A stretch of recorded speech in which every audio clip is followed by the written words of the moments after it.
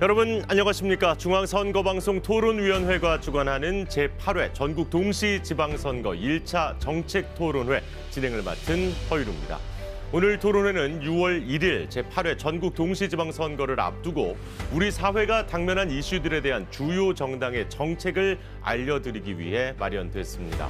토론회는 MBC, KBS1, SBS 등을 통해 동시 생중계되고요. 중앙선거방송 토론위원회 유튜브와 네이버 텔레비전에서도 실시간으로 보실 수 있습니다. 청각장애인 여러분들을 위해 토론자별 수어 통역사가 배치된 방송도 복지TV에서 별도로 생중계되고 있음을 알려드립니다. 중앙선거방송 토론위원회는 모두 3차례 정책토론회를 주관하는데요. 오늘은 그 첫 번째 순서로 지방자치제도 분야입니다. 자, 먼저 오늘 각 정당을 대표해 나와주신 네 분의 토론자 소개해드리겠습니다. 국민의힘 김승수 국회의원입니다. 예, 안녕하십니까. 정의당 이은주 원내수석 부대표입니다. 국민의당 구형모 최고위원입니다. 네, 안녕하십니까. 더불어민주당 이해식 국회의원입니다. 안녕하세요. 네, 토론자의 좌석과 발언 순서는 사전에 추첨으로 결정이 됐습니다. 오늘 토론회는 지방 분권의 구체적 실현 방안, 지방선거제도 개편 방안, 주민참여 활성화 방안 이렇게 3가지 주제로 진행이 됩니다.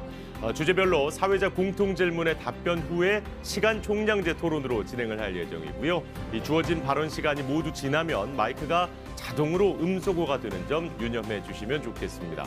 또 효율적인 진행을 위해 사회자가 발언할 토론자를 지명할 수 있다는 점도 알려드립니다.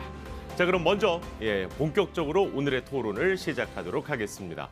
사회적 공통질문에 대한 각 정당의 입장을 듣고 시간 총량제 토론으로 이어갑니다. 각 정당의 공통질문에 대한 답변 시간은 1분 30초, 시간 총량제 토론 발언 시간은 총 7분씩을 드리겠습니다. 오늘의 첫 번째 주제, 지방 분권의 구체적 실현 방안, 사회자 공통질문 드립니다. 올해는 본격적인 지방자치 시대가 열린 지 27년이 되는 해입니다. 그동안 역대 정부는 주요 국정과제로 지방 분권화를 위한 각종 정책과 제도를 도입했는데요. 과도한 중앙정부의 권한 집중은 여전히 해소되지 않고 있습니다. 중앙정부의 권한을 지방정부에 이양하는 해법 마련이 시급해 보입니다. 실질적인 지방자치를 위한 지방분권의 구체적인 실현 방안에 대해 각 당은 어떤 입장인지 듣겠습니다. 자, 다음 달에 있을 2차 정책 토론회에서는 이 지방 재정에 대한 토론을 할 예정이니까요. 오늘은 입법과 행정 기능의 지방 분권을 중심으로 말씀해 주시면 되겠습니다. 답변 시간 1분 30초. 국민의힘 김승수 의원 답변해 주십시오. 예, 국민의힘 김승수 의원입니다. 지난 1991년 기초의회 선거가 실시된 지 벌써 30여 년이 지났습니다. 그간 지방분권 특별법 제정이라든지 지방소비세, 소득세 신설과 같은 나름대로의 진전은 있었습니다만은 여전히 지방분권에 대한 국민의 관심과 평가는 미흡한 수준입니다. 그 이유는 중앙정부 주도의 획일적인 지방자치로 지방의 다양성과 창의성을 제대로 살리지 못했기 때문입니다.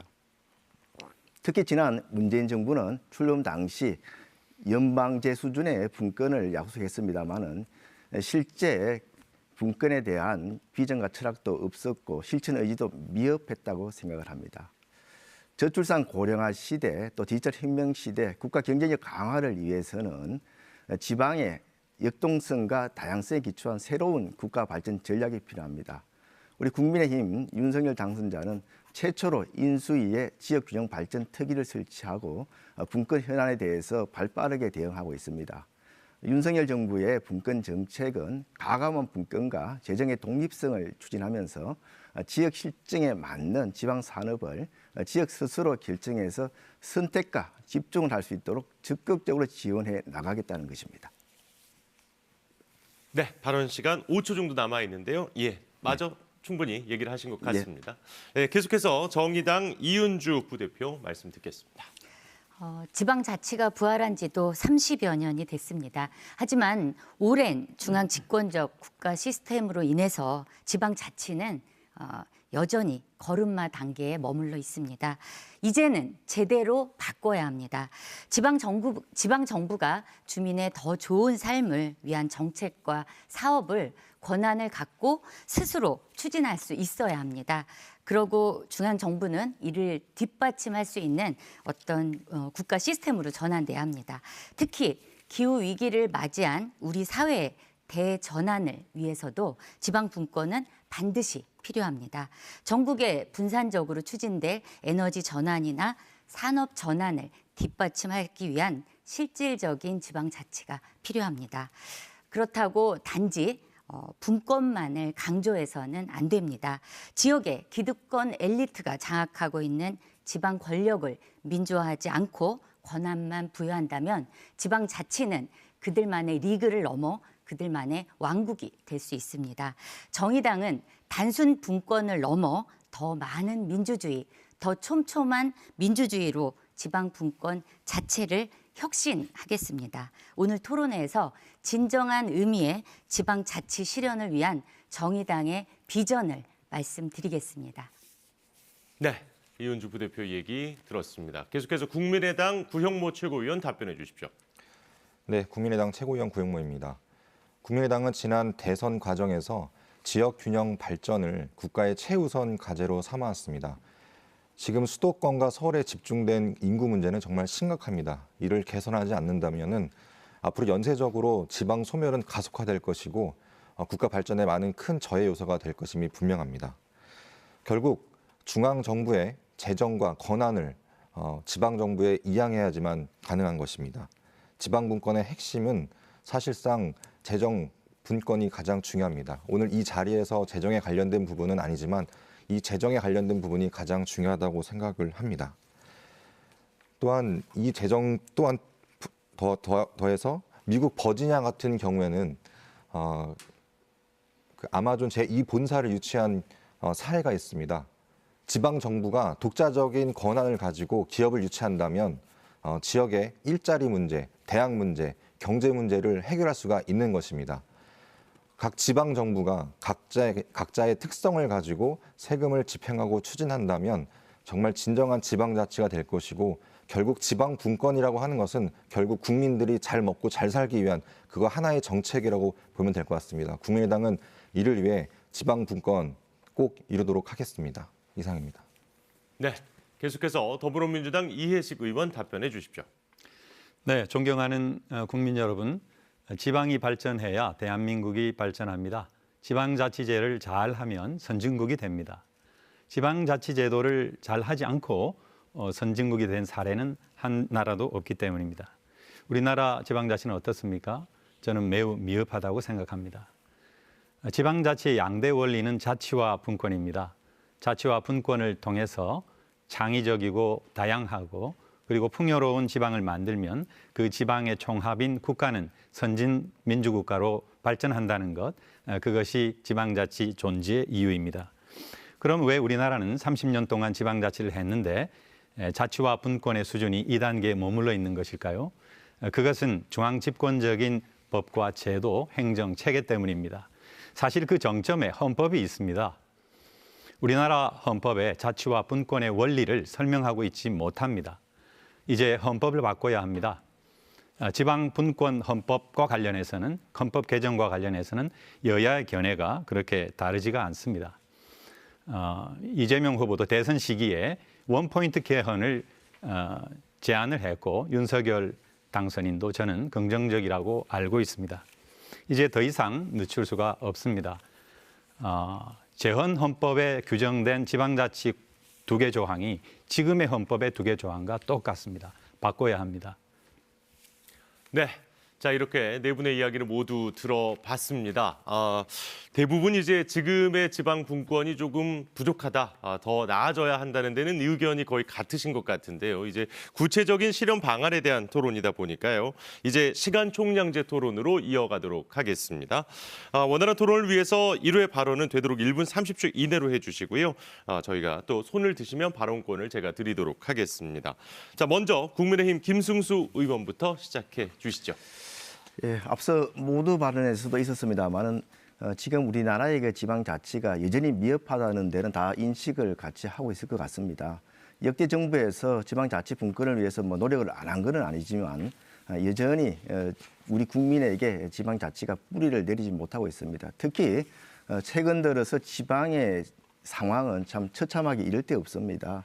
2019년 특히 비수도권 같은 경우에는 19년도에 우리나라 수도권 인구가 비수도권 인구를 초과할 정도로 지금 과집중이 되고 있고 소멸 위험 지자체도 18년도에 80여 개 된 것이 2020년도에는 105개로 급격하게 늘어나고 있습니다.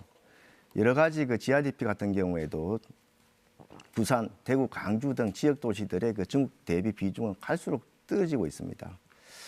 우리 그 더불어민주당 이해식 의원에게 좀 질문을 드리고 싶습니다. 이해식 의원이야말로 기초의원부터 또 시의원 또 단체장까지 뭐 지방 자치의 산 증인이신데 사실 그 문재인 정부 출범 당시에 연방제 수준의 분권을 하겠다 이렇게 약속을 하고 출범했지 않습니까? 그런데 앞서 말씀드린 것처럼 지역의 상황은 좋아진 게 아니고 더 나빠졌고 그때 분권 과제 33개 과제 중에 실질적으로 완료된 과제가 사실상 몇 개 되지 않습니다. 저번 총선에서 더불어민주당이 한 180석 이상의 그 의석을 가져갔지 않습니까? 의지만 있었다면은 충분히 그래도 양 법률 개정 등을 통해서 많은 지방 분권을 할 수 있었을 텐데 못한 이유가 대통령이나 그 민주당의 의지 부족이 아니었는지 그걸 여쭙고 싶습니다.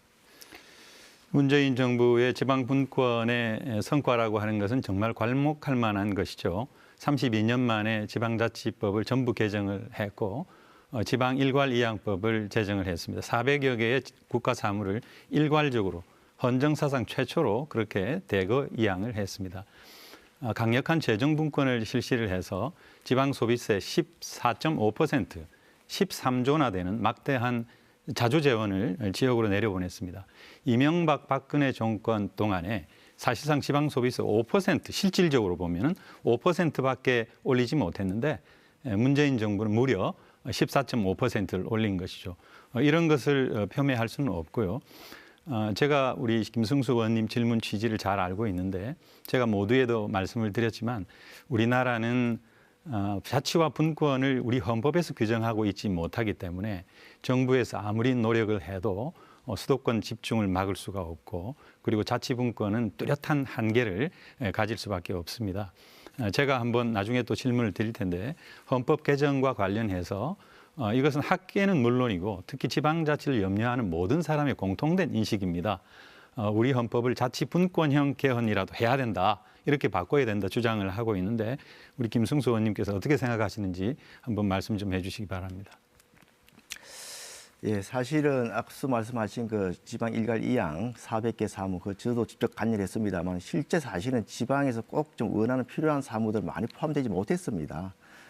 그래서 특별지방 행정기관 사무라든지 이런 좀 실질적으로 지방에서 책임과 권한을 가지고 일할 수 있는 그런 사무들이 이양이 된다 일단 말씀을 드리고 자치분권 개헌과 관련해 가지고는 저번 2018년도에 사실은 여야 간에도 또 많은 공감대가 형성이 됐었습니다. 다만 그때 그 선거를 지방선거를 얼마 남겨두지 않고 어떻게 보면 좀 선거 전략적으로 이렇게 여당에서 접근하는 것이 아니냐 이런 우려 때문에 그때 무산이 됐습니다만은 충분히 그 국민적인 공감대가 형성이 되면은 그런 자치분권 개헌에 대해서도 논의할 여지는 있다고 생각합니다. 다만 지금 코로나로 인해 가지고 굉장히 국민들도 힘들고 민생 현안이 많습니다. 그런데 정부 출범하자마자 바로 헌법 개헌 논의로 들어가면은 모든 이슈 아젠다가 거기에 매몰될 우려가 있기 때문에 그런 것까지 신중하게 고려해서 이렇게 검토해야 될 상황이라고 생각합니다. 네. 자, 두 분이 서로 질문이 오가는 동안 또 이은주 부대표께서 손을 드셨거든요. 예, 의견 네. 들어보겠습니다. 저는 지방 분권을 위해서 국가 사무에 과감한 지방 이양이 필요하다라는 말씀을 좀 드리고 싶습니다. 지방이 수행하기에 적합한 주민 밀착형 사무는 중앙 정부가 지방의 지자체에 이제 넘겨야 하는데요. 아까 이해식 의원님께서 말씀하신 것처럼 문재인 정부 들어서 지방 일괄 이양법이 제정이 됐죠. 그래서 400개 사무가 지방으로 이양이 됐고 2차 일괄 이양법이 지금 올 초에 이제 국회에 제출된 상태입니다. 그런데 이 지방 이양 과정에서 유의해야 할 것이 있습니다. 바로 사무만 이양하고 인력과 재정이 뒷받침되지 않으면 그건 결국 자치단체의 부담만 가중이 되는 것입니다. 그래서 문재인 정부는 국가균형발전특별회계로 재정을 지원했죠. 하지만 균특회계는 말 그대로 국토 균형 발전을 위한 낙후 지역 개발 재원이라는 목적을 지닌 회계입니다. 중앙과 지방의 권한과 업무를 조정하는 이양 사무 재원에는 적절하지 않다라고 생각이 됩니다. 그보다는 뭐 다들 동의하시겠지만 현재 내국세 수입의 19.24%인 지방 교부세 법정률을 인상해서 국가 사무 이양을 위한 재원을 제대로 보전하는 것이 바람직하다 말씀드리고 싶습니다. 정의당은 지방자치단체가 수행할 수 있고 또 수행하는 것이 바람직한 사무는 과감히 지방정부에 이양을 해야 된다. 그리고 제대로 된 인력과 재정을 지원해야 된다라고 말씀드리겠습니다. 네. 구현모 최고위원께서도 발언 기회를 드릴까요? 네. 저는 문재인 정부의 지방 분권은 겉으로 문의만 하는 지방 분권이라고 생각을 합니다. 실질적으로 제가 지금 지방 의회에 소속이 되어 있는데 항상 느끼는 것이 집행부에서 느끼는 것은 행안부의 기득권이 굉장히 많다는 것입니다. 구를 설치하는데도 무조건 허락을 받아야 되고 인구가 늘어나는 도심에도 불구하고 인력 충원에 있어서 행안부가 쥐고 있기 때문에 그것도 자체적으로 할 수 없는 그런 권한이 너무나 막강합니다. 그런 권한이 이양이 돼야 실질적인 지방자치가 이루어질 수 있는 것입니다.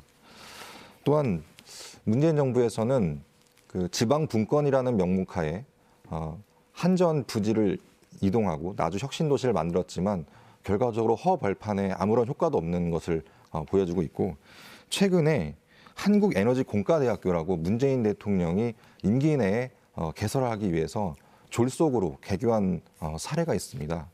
이런 것들은 오히려 지역 균형 발전에 저해가 되는 큰 불안 요소로 자리 잡고 있습니다. 이러한 것들이 개선이 되고 실질적으로 민간에서 주도적으로 기업을 유치하는 지방정부가 유치하는 것이 필요합니다. 그로 인해서 실질적으로 그 기업을 통해서 일자리가 늘어나고 또 주택이 늘어나고 교통망이 확충이 돼서 지방정부 스스로가 자생할 수 있는 그런 환경이 되어야 한다고 저는 생각합니다. 네, 구현모 최고위원의 이야기까지 들었습니다. 또 의견 있으시면 이해식 의원, 더불어민주당의 이해식 의원 얘기 듣겠습니다. 우리 구형모 최고위원 말씀, 나주 혁신도시 허벌판에 공장을 지었다 그런 말씀인데 제가 현장을 가봤는데 전혀 그렇지가 않고요. 그리고 우리 그 신정훈 의원이나 나주시의 그 주요 공직자들의 말씀을 들어보니까 잘 정착이 되고 있다 이렇게 얘기를 하고 있고 한전공대 설립도 정말 광주, 나주 일원에 정말 수건 사업이었습니다. 이 주민들이 다 좋아하고 있는 사업들에 대해서 그렇게 폄훼하시면 안 될 것 같고요. 제가 우리 김승수 의원님께 또 질의를 하겠습니다. 우리 윤석열 당선인의 이 공약집을 보니까 지방 분권과 관련된 공약이 거의 전무하다시피 합니다.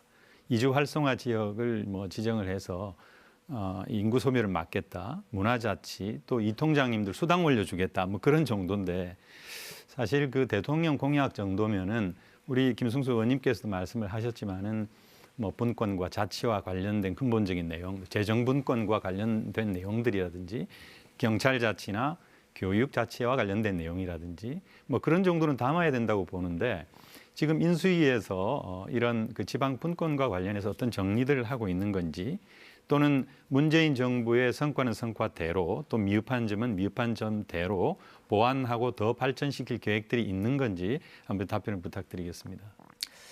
예, 그 말만 이렇게 그럴듯하게 하고 실천을 안 하는 것보다는 제대로 실천하는 게 중요하다고 생각합니다. 윤석열 당선자도 그렇게 생각을 하고 계시기 때문에 지금 인수위의 지역균형발전특위를 구성해서 오늘도 아침에 지금 회의를 좀 하고 있습니다. 그래서 기존의 지금 자치 분권과 지역 경쟁력이 서로 이게 연계가 안 됐다는 것이 가장 큰 또 문제점 중에 하나인데 지금 윤석열 당선자께서 생각하시는 것은 이런 지방 분권을 그 지역 경쟁력과 연계되도록 지역 실정에 맞는 산업에 대한 그런 맞춤형 지원, 아주 포괄적인 지원을 해주겠다는 겁니다. 그래서 지역 특화 지역의 구역을 지정을 하고 또 그걸 또 지역 대학의 혁신 R&D 사업과 연계를 시켜가지고 말 그대로 지역별로 그 지역 맞춤형 산업을 육성할 수 있도록 지원해서 지역 경쟁력을 제고하겠다는 것이 기본적인 방향이고, 기존의 그런 아주 획일적인 이양보다는 지역 맞춤형 권한 이양도 적극적으로 검토하겠다는 그런 의지를 가지고 있습니다. 권한 이양입니까? 아니면 지역에서 원하는 산업 시설들을 해주겠다는 겁니까? 지역 균형 발전이라고 하는 것은 사실은 하향식이 될 수밖에 없는 것이죠. 중요한 것은 자치 분권인 것이거든요. 중요한 권한, 재정의 권한, 입법 권한 이런 것인데 그런 부분에 대해서는 전무하다는 것이죠. 지금 균형특위에서 논의하고 있는 것들이 만약에 에너지 산업을 자기 지역 산업 집중력 육성하겠다는 그런 자치단체에 대해서는 거기와 관련된 권한들을 일괄적으로 포괄적으로 이양을 하고 인허가권이라든지 그렇죠. 또는 네. 재원 같은 것도 그런 다 패키지로 해줍니까? 지금 이양하는 방안을 지금 균형특위에서 연구를 좀 하고 있습니다. 그건 균형특위에서 할 일은 아닐 것 같은데 어쨌든 지켜보도록 하겠습니다. 제가 한 가지만 더 질문을. 이은주 예. 지금 부대표께서 네, 시간이 좀 많이 남으신 관계로 먼저 기회를 좀 드리고 남아있는 시간 활용하실 수 있도록 하겠습니다. 네. 네, 그동안 지방 분권을 이야기할 때면 더 많은 분권이나 더 많은 권한 이양에 대한 이야기가 중심이었습니다. 정의당은 생각이 좀 다릅니다. 좀 전에 구영모 위원께서도 지적을 해주셨는데 그 중앙정부 권한이 지방으로 가는 것 물론 필요합니다. 근데 더 중요한 거는 단체장의 권한만 강화시켜주는 것으로 끝나선 안 됩니다. 그렇다면 또 다른 문제를 낳게 되죠. 특히 우리 지방자치는 단체장의 권한은 세고 지방의회의 권한은 약한 강단체장, 약지방의회 구조입니다. 단체장은 자치단체를 제왕적으로 운영한다라는 지적도 받는데요. 선심성, 또 전시성, 정책과 예산 낭비를 하는데 지방의회가 약하기 때문에 제대로 견제를 못하는 경우도 있습니다. 민선 7기 광역단체장들의 일단 성폭력 관련 비리는 이 문제와 무관하지 않다고 봅니다. 결국 지방의회가 강해져서 제대로 견제할 수 있어야 합니다. 단체장의 인사 전횡을 막도록 인사청문회 제도를 도입하고 예산에 대한 실질적인 심의 기능을 강화해야 된다고 봅니다. 정의당은 주민 대표 기관인 지방의회의 기능을 정상화하겠습니다. 더 많은 분권을 넘어 더 많은 민주주의, 더 촘촘한 민주주의를 위해서 최선을 다하겠습니다. 또 이를 위해서 주민의 뜻을 제대로 대표할 수 있는 선거제도 개혁에 주력하겠습니다. 네, 정의당 이은주 부대표의 얘기까지 들어봤고요. 시간상으로는 지금 이제 구영모 최고위원이 가장 많이 남아 있고 아까 이제 이해식 의원께서도 발언 기회를 요청하셨기 때문에 어떻게 하시겠습니까? 먼저 그러면 이해식 의원에게 기회를 드리도록 하겠습니다. 네, 우리 김승수 의원님과 구영모 최고위원께 동시에 질문하겠습니다. 문재인 정부의 성과가 별로 없다, 말만 번지를 하다 이런 얘기를 했는데 사실 2018년도에 헌법 개정안을 발의한 것이라든가 경찰 자치 제도를 시행하고 있는 것이라든가 이런 것들을 포함하면 사실 역대 정부 어느 정부의 견주어도 자치와 분권의 그런 성과는 크다 이렇게 생각합니다. 특히 재정분권과 관련해서 권영모 최고위원께서 지방분권의 핵심은 재정분권이다 그런 말씀을 사실 하셨어요. 우리 문재인 정부의 성과를 윤석열 정부는 더 뛰어넘어야 되지 않겠습니까? 제가 그걸 여쭤볼 텐데요. 어떤 방식으로 뛰어넘을 수 있을지 한번 말씀을 좀 해주시죠. 예, 재정분권에 관련돼서 국민의당 생각은 현재 독일에서 정책이 있습니다. 독일에서는 부가세와 소득세, 그다음에 법인세를 중앙정부와 지방정부가 차등으로 공동으로 분배하는 그런 지방분권 제도가 있습니다. 그렇게 되면 지방정부도 본인이 스스로 할 수 있는 그러한 자치 재정이 있게 되면 아까 말씀드렸다시피 기업 유치도 획기적으로 할 수 있고 결국 저는 생각하는 게 이 지방분권은 경제 정책의 일환으로 바라봐야 된다고 생각합니다. 단순히 제도적으로 바뀐다고 해서 아까 문재인 정부에서 했던 많은 것들 제목만 솔직히 나열됐습니다. 근데 결국 국민들이 와닿지 않는 실효성이 없는 정책이라고 저는 생각이 듭니다. 결과적으로 국민들이 먹고 살 수 있게 만드는 것 그게 중요합니다. 그렇다면 왜 문재인 정부에서는 이 제 그 버지니아에 아마존 제2본사 유치하는 시기가 2018년 19년도였습니다. 이렇게 좋은 사례가 있음에도 불구하고 왜 문재인 정부는 지방 정부에서 이렇게 민간 기업을 유치할 수 있는 그런 좋은 기회를 왜 다 놓치고 이제 와서 졸속으로 그렇게 공공기관 이전만 고집하고 있는지 저는 그게 매우 궁금합니다. 민간 기업 유치 못한 게 문재인 정부 탓이다. 그런 말씀이세요? 탓이 아니라 관심이 없다는 겁니다. 아, 그래요? 예. 사례가 있습니까? 네? 사례가 있습니까? 사례가 있는 게 아니라 이 지방의 산업단지를 조성을 하고 특히 혁신도시 아까 말씀을 하셨는데 그런 노력을 이 노무현 정부 이후에 계속 해왔지 않습니까? 그런 제도적인 문제를 이제 언급을 하셔야 되는 거고요. 그리고 권영모 최고위원 소득세, 부가가치세, 법인세 사실 국세 중에서 가장 큰 부분인데 이것을 지방과 공동세 하겠다고 말씀을 하셨는데 대단히 획기적이네요. 그거 꼭 실천해 주시면 좋을 것 같은데 예, 서로 공동정부 추진하면은 할 수 있을 것 같습니까? 우리 김승수 의원님은 어떻게 생각하십니까? 제일 지금 어려운 문제가 지방 재정을 어떻게 향상시키느냐 하는 그렇죠. 건데 우리나라가 지금 지방 자체가 어려운 게 세원이 또 지자체별로 굉장히 불균형하게 분포되어 있다는 거 아니겠습니까? 그래서 국세를 지방세로 전환하는 것도 필요하지만 좀 그래도 이게 또 부유한 또 지자체와 아주 열악한 지자체 간의 또 형평성을 유지하는 그런 제도적 장치도 마련돼야 된다고 생각을 하고요. 특히 재정이 열악한 재정 자립도가 10%도 안 되는 그런 자치단체에 대해서는 최소한의 종잣돈은 가질 수 있도록 중앙정부에서 지원하는 방안도 적극적으로 모색이 돼야 된다고 생각을 합니다. 네, 이 지방 재정과 관련한 이야기는 이제 2차 토론회 예정이 돼 있습니다. 물론 워낙 중요한 부분이다 보니까 말씀하시는 와중에 뭐 충분히 나올 수는 있겠습니다만 그와 관련한 치열한 토론은 이제 다가올 4월 22일 토론이 또 있으니까요. 이제 이번에는 좀 이 제도적인 부분에 조금만 더 집중을 부탁을 드리고요. 이은주 부대표님, 네, 손 드셨습니다. 기회 드리겠습니다. 네. 사실 지금 저희가 논의하는 오늘 토론 주제인 지방자치도 지방분권도 지방이 존재해야 가능한 이야기들입니다. 하지만 오랜 수도권 중심의 개발 전략으로 수도권은 과밀하게 폭발 직전으로 집중돼 있고 지방은 소멸 위기에 놓여 있습니다. 그래서 지방분권은 단지 사무 이양과 재정 지원만은 아니라고 생각합니다. 지방이 스스로 생존할 수 있도록 그런 구조를 만들어야 하고요. 그래서 아마 그 초강력 메가시티나 이제 그런 구상들이 나온 걸로 생각을 합니다. 하지만 기존의 이 메가시티 논의가 자칫 기후 위기 시대에 지역의 미래 또 지역 주민의 삶의 질 개선이나 농산 어촌의 공동화를 비롯한 우리 그 초강역 내 불균형을 간과한 것은 아닌지 한번 되돌아봐야 된다. 정의당은 심각한 우려를 표합니다.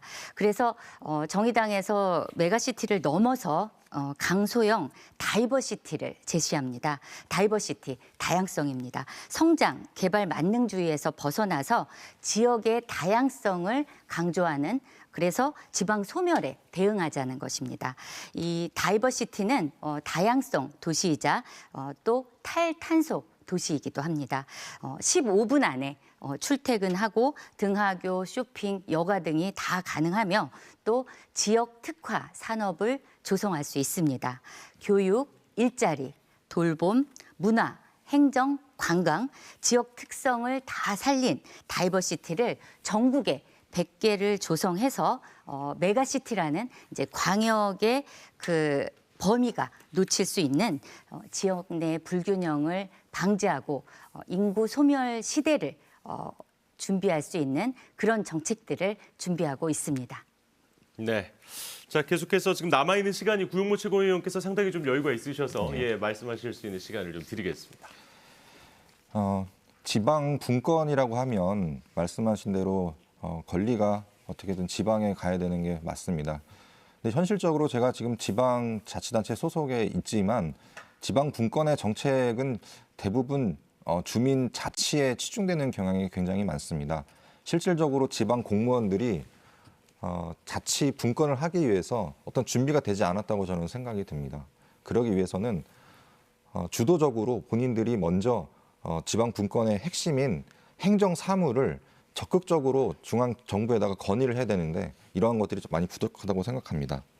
또 한 가지 더 말씀을 드리면 제가 아까 전에 말씀드렸다시피 지방 분권은 결국에 경제 정책이라고 말씀드렸습니다. 최근에 떠오르고 있는 메가시티에 대해서 말씀을 드리면 기본적으로 메가시티는 경제 공동체가 성공하기 위한 조건으로 최소 500만 명이 있어야지만 가능하다고 그렇게 나와 있습니다. 그래서 가장 중요한 것은 교통 인프라 확충입니다.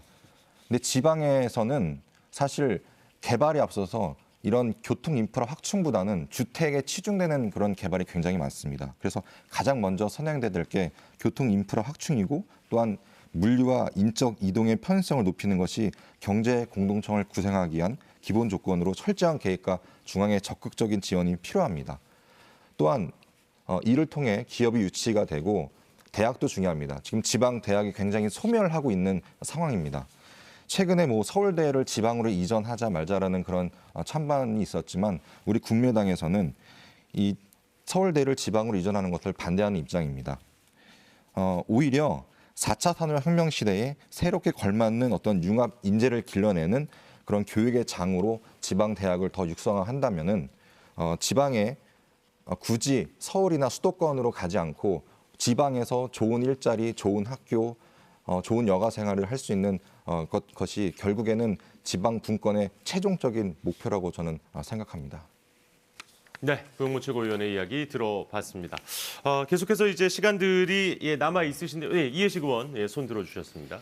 네, 우리 김승수 의원님께서 재정분권과 관련해서 나름대로 견해를 말씀을 해주셨기 때문에 제가 한 가지 질문을 드리겠습니다. 지방교육재정교부금 잘 아시죠? 내국세 총합의 20.79%, 2021년 예산으로 약 한 65조 정도 되는 것으로 알고 있습니다. 이 교육재정교부금의 약 10조 내지 15조를 매년 떼가지고 보육 국가 책임제를 하겠다고 윤석열 당선인께서 후보 시절에 공약을 한 바가 있습니다. 65조 되는 돈에서 10조에서 15조를 매년 떼버리면은 교육 자치를 할 수 있는 건지 의문스럽고요. 그리고 지금 인수위 경제 1분과 간사인 최상목, 이석준 고문 이런 분들이 문건을 통해 가지고 지방 교부세 그리고 지방 교육 재정 교부금에서 약 30조 9천억 원의 지출 구조 조정을 통한 재원을 마련할 수 있다 이렇게 보고를 하고 있습니다. 지방자치 하지 말자는 얘기거든요. 재원을 지방으로 더 주면 모르되 더 주기는커녕 30조 9천억을 깎는다. 정말 상상이 안 가는 일인데 이와 관련해서 국민의힘의 입장이 도대체 뭔지 한번 듣고 싶습니다. 전혀 확정된 내용은 아니고요. 지금 그 일반 교부금하고 교육재정 교부금하고 이 칸막이가 딱 쳐 있어서 현장에서는 좀 여러 가지 지역 주민들한테 좀 맞추면 좀 적절하게 사용하는데 많은 문제점이 있다 이런 지적도 있기 때문에 이 부분에 대해서는 좀 이렇게 심도 있는 검토가 필요하다 이렇게 생각을 하고 있습니다. 아니 그게 심도 있는 검토도 좋은데요. 그 규모 자체가 10조에서 15조 교육재정 교부금만 해서 그리고 지방 교부세까지 합해가지고 30조 9천억 원이면은 이건 거의 마비 상태에 들어가는 건데 정말 신중하게 판단을 하셔야 됩니다. 당연히 신중하게 판단할 겁니다. 예, 알겠습니다. 이해식 의원의 질문에 김승수 의원께서 답변을 하셨고요. 계속해서 김승수 의원께서 손을 드셨으니까 기회를 드리겠습니다. 이해식 의원에게 좀 질문 좀 드리겠습니다. 지금 문재인 정부 출범하자마자 2단계 공공기관 이전을 이야기를 소문이 좀 무성하게 냈습니다. 그런데 아직까지 깜깜무소식인데 하는 겁니까 안 하는 겁니까? 잘 아시다시피 2단계 재정분권과 관련된 대체적인 2단계 내용이 공공기관 이전요. 그러니까 그렇죠. 공공기관 이전 1차는 끝이 났고 2단계와 관련해서 용역 보고도 저는 청와대에서 받은 것으로 알고 있습니다. 다만 그것이 정권 말기에 했을 경우에는 지방에서 굉장히 서로 이렇게 유치 경쟁이 벌어지고 혼란스러운 상황이 조성될 것으로 예상이 돼서 자연스럽게 차기 정부로 미뤘다 저는 그렇게 알고 있습니다. 원래 그 국토부 용역 보고가 2020년 3월 달에 그 공개 발표 완료되게 돼 있는 건데 그대로 깜깜 무소식입니다. 이게 뭐 선거 전략상으로 별 도움이 안 되니까 이게 아예 그냥 저 폐기 처분한 거 아닙니까? 폐기 처분이 아니고요. 폐기 처분이 아니고 우리 윤석열 정부가 출범을 하면 바로 착수를 하셔야 될 문제죠. 그 실제 그 지방에서 원하고 있는 그런 일들에 대해서 그렇게 자꾸 뒤로 미루는 이유가 저는 뭔지 모르겠습니다. 1단계 공공기관 뭐 시간이 너무 없어서 1단계와 2단계의 어떤 그 질적인 차이 이런 것에 대해서 한번 충분히 고려를 해야 됩니다. 네, 이제 이해식 의원께서는 모든 시간을 다 사용을 하셨고요. 구용모 최고위원과 그리고 이제 뭐 김승수 의원, 그 이은주 부대표도 뭐 세 분께서 혹시 이야기할 내용이 있으시면 이은주 부대표께 기회 드리겠습니다. 네. 주민들의 신뢰나 참여가 없다면 지방자치도 결국은 유명무실해질 거라고 생각이 됩니다. 그래서 지방의회가 단체장의 견제 못지않게 책임 있게 운영되어야 한다는 말씀을 드리고 싶은데요. 왜 이런 얘기를 드리냐면 아시다시피 잊을만 하면 나오는 일부 지방 의원들의 추문이나 또 이런 것에 의해서 뭐 지방의회 무용론까지 나오고 있죠. 주민이 선출한 지방 의원들이 스스로 윤리적인 책임을 갖고 의정활동을 하도록 제도 정비가 필요하다고 봅니다. 우선 해외성 그러니까 외유성 해외 연수를 금지해야 합니다. 또 전원 외부 인사로 구성되는 공무국의 활동심사평가위원회에서 사전 보고 및 심사를 거친 해외 연수만 실시해야 된다. 이렇게 말씀드리고 싶고요. 국외활동 보고서를 작성해서 평가하고 인터넷에 공개해서 주민들의 감시와 통제를 받는 것 당연하다고 봅니다. 그리고 지방의회 개인 몫으로 나눠주는 선심성 재량 사업비 편성 금지해야 합니다. 또 포괄사업비나 주민 수건 사업비 등의 명목으로 구체적인 목적이나 범위가 정해지지 않은 예산 네. 집행되면 페널티. 이은주 부대표께서 시간을 다 사용하셔서 음소거가 됐다는 점 말씀을 드리고요. 이제 김승수 의원과 구용모 최고위원 두 분께 시간을 충분히 드릴 수 있을 것 같습니다. 네, 구용모 위원께 기회 드리겠습니다. 예, 저는 그 예비 타당성 조사를 좀 말씀드리고 싶습니다. 문재인 정부에서 지난 4년 동안 예타 면제 사업을 95조 원이나 했습니다. 역대 정부에서 최고치를 기록하고 있습니다. 예비 타당성 조사가 말 그대로 타당성이 있는지 여부를 판단하는 건데 문재인 정부에서는 이를 포퓰리즘 공약을 이용해서 마치 선심성이라도 하는 것처럼 그렇게 해왔습니다. 이것도 결국에는 기득권이라고 저는 생각합니다. 이 예타의 어떤 근거법은 국가재정법입니다. 아까 우리 존경하는 이해식 의원님께서 말씀하셨지만 지방자치법을 개정한다고 해서 지방자치가 되는 것이 아닙니다. 기존에 있던 국가재정법이라든지 지방공무원법이라든지 국가 사무를 근거할 수 있는 법들이 개정이 돼야 되는데 그러한 법들은 건드질 않습니다. 왜냐하면 기득권이기 때문입니다. 지금의 행안부와 기재부 그 기득권은 역대 정부 통틀어서 지금도 오히려 대통령도 막지 못하는 그런 강력한 권한을 갖고 있습니다. 이것을 격파해야만 저는 지방 분권이 이루어질 수 있다고 생각이 듭니다. 이런 예타 면제에 대해서 제가 죄송합니다. 김승수 의원님께 여쭙겠습니다. 이런 예타 면제 95조 원에 되는 역대 정부 최고치를 기록했는데 이것에 대해서 어떻게 생각하십니까? 너무 무분별하게 예타 면제가 됐다고 볼 수밖에 없죠. 일부 사실은 지역의 사정을 감안할 때 예타 면제를 검토할 수는 있다고 봅니다. 이제는. 그런데 너무 과했다 이렇게 생각을 합니다. 예. 이제 김승수 의원께는 1분 정도의 시간이 남아 있습니다. 예, 뭐 의견 있으시면 이야기하셔도 좋습니다. 제가 공직생활 하면서 과장 때 그리고 실장 때 중앙 권한을 지방에 이양하는 업무를 직접 관장을 했었습니다. 그런데 최근에 그 중앙 권한을 지방에 이양하려다 보면은 지방에서 오히려 꺼려하는 경우도 많이 있어요. 찬성하는 자치단체가 오히려 적고 그 이유는 지방 입장에서 봤을 땐 별 실익이 없는 대신에 부담과 책임만 더 많이 증가된다는 거죠. 그래서 저는 지방에 진짜 원하는 그런 실질적인 권한을 원하지 않는 자치단체한테까지 다 줄 게 아니고 원하는 자치단체한테 맞춤형으로 이게 이를 줘서 그 지역에서 그 권한을 가지고 지역 산업 활성화라든지 경쟁력 제고를 위해서 이렇게 진짜 제대로 활용할 수 있도록 해야 된다. 이제는 획일적인 지방 자치에서 벗어나서 맞춤형 자치 분권을 해야 된다. 이렇게 주장을 합니다. 예. 자, 이제 두 분에게 남아 있는 시간이 구용모 최고위원 32초가 남아 있습니다. 사용하시겠으면 예. 의견 듣겠습니다. 지금 지방자치의 단체장이나 지방의회에는 다수당인 민주당이 독점을 하고 있습니다. 저는 이것도 굉장히 심각한 문제라고 생각합니다. 결국에 지방정부라고 하는 것이 현재 중앙정부에 예속이 되어 있고 어떻게 보면 종속되어 있다고 저는 봐도 과언이 아니라고 생각합니다. 그렇기 때문에 중앙에서 기득권을 잡고 있으면 이거를 격파해야 하는 것이 지방정부의 역할인데 오로지 중앙만 바라보고 있는 이런 정치인들이 저는 큰 문제라고 생각합니다. 예. 자, 이제 김승수 의원도 8초가 남아 있습니다. 뭐 사용을 하셔도 좋고 넘기셔도 괜찮습니다. 제대로 된 지방자치 정착을 위해서는 기본적으로 지방을 중시하는 그런 인식 자체의 전환이 필요하다고 생각합니다. 우리 정치인들부터 지방부터 먼저 생각하는 그런 인식을 가져야 될 걸로 생각합니다. 예, 좋습니다. 치열하게 첫 번째 주제에 대한 토론이 마무리가 됐습니다. 다음 주제로 넘어가 보도록 하겠습니다. 자, 두 번째 토론 주제는 지방선거제도 개편 방안인데요. 이 진행 방식은 첫 번째 주제와 같습니다. 사회자의 공통 질문을 들으시고 답변을 들은 이후에 이제 시간 총량제 토론으로 이어가겠습니다. 자, 그럼 공통 질문 드리도록 하겠습니다.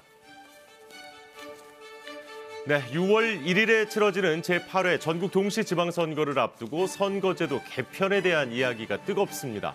법정 시한이 석 달이 지났지만 국회는 아직까지 선거구 획정을 합의하지 못하고 있는 상황인데요. 광역의원 정수부터 또 기초의원의 중대선거구 확대 등 선거구 개편까지 해결해야 할 과제가 많이 남아 있습니다. 각 당은 현행 지방선거 제도를 어떻게 평가하고 있으며 다양한 민의 반영을 위한 선거제도 개편 방안은 무엇이라고 보는지 말씀해 주시기 바랍니다. 답변 시간 1분 30초입니다. 자, 이제 정해진 순서대로 먼저 정의당 이은주 원내수석 부대표 이야기해 주시죠. 네, 지방자치는 지방의회 강화와 주민 참여 활성화 등 지역에서 민주주의를 강화할 때 비로소 완성됩니다. 여기서 지방선거제도 개혁이 바로 핵심입니다. 지난 제7회 지방선거에서 전국 2,926명의 기초의원 당선자 중 90.5%인 2,648명이 더불어민주당과 국민의힘 소속이었습니다. 현행 기초의원 선거 제도는 한 선거구에서 2명에서 4명을 뽑는 중선거구제입니다. 특정 정당의 독점을 완화하고 또 소수 정당의 참여를 보장하고 사표를 방지하기 위해서 대표성을 높이기 위한 제도로 2006년에 도입이 됐습니다. 하지만 제가 좀 전에 말씀드린 것처럼 전체 선거구 1,035곳 중에 57.2%인 592곳이 2인 선거구로서 실제 거대 양당이 복수공천으로 독식하거나 한 석씩 나눠 가지고 있습니다. 반면 3인 선거구는 40.1%, 4인 선거구는 2.7%에 불과합니다. 2인 선거구로 쪼개기를 막고 중선거구제 취지에 맞게 3인 이상의 선거구를 확대해야 합니다. 또 광역의회에도 연동형 비례제를 도입해서 비례성을 대폭 늘려야 합니다. 지방선거 제도 개혁이야말로 주민들의 다양한 목소리를 지방의회에 녹여낼 수 있는 방법입니다. 예. 1분 30초를 모두 사용하셔서 잠시 마이크가 음소거가 됐습니다. 네. 자, 계속해서 국민의당 구형모 최고위원 답변해 주시죠.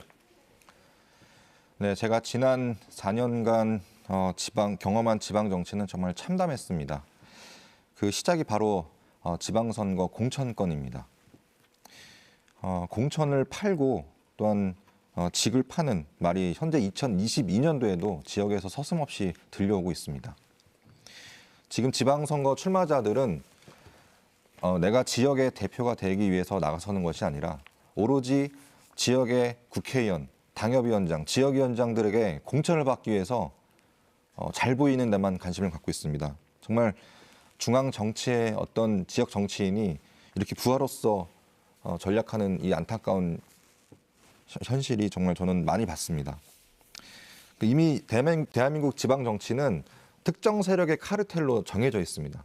이에 대한 폐해로 인해서 각종 이권 개입과 성남의 대장동 같은 그런 사례들이 빈번하게 발생하고 있는 것입니다. 우리 국민의당은 기초단체장과 기초의원의 경우는 정당 공천제를 폐지하는 입장입니다. 또한 중대 선거구제 확대를 통해서 실력만 있으면 누구나 정치에 참여할 수 있는 건강한 정치 환경을 만드는 것이 국민의당의 생각입니다.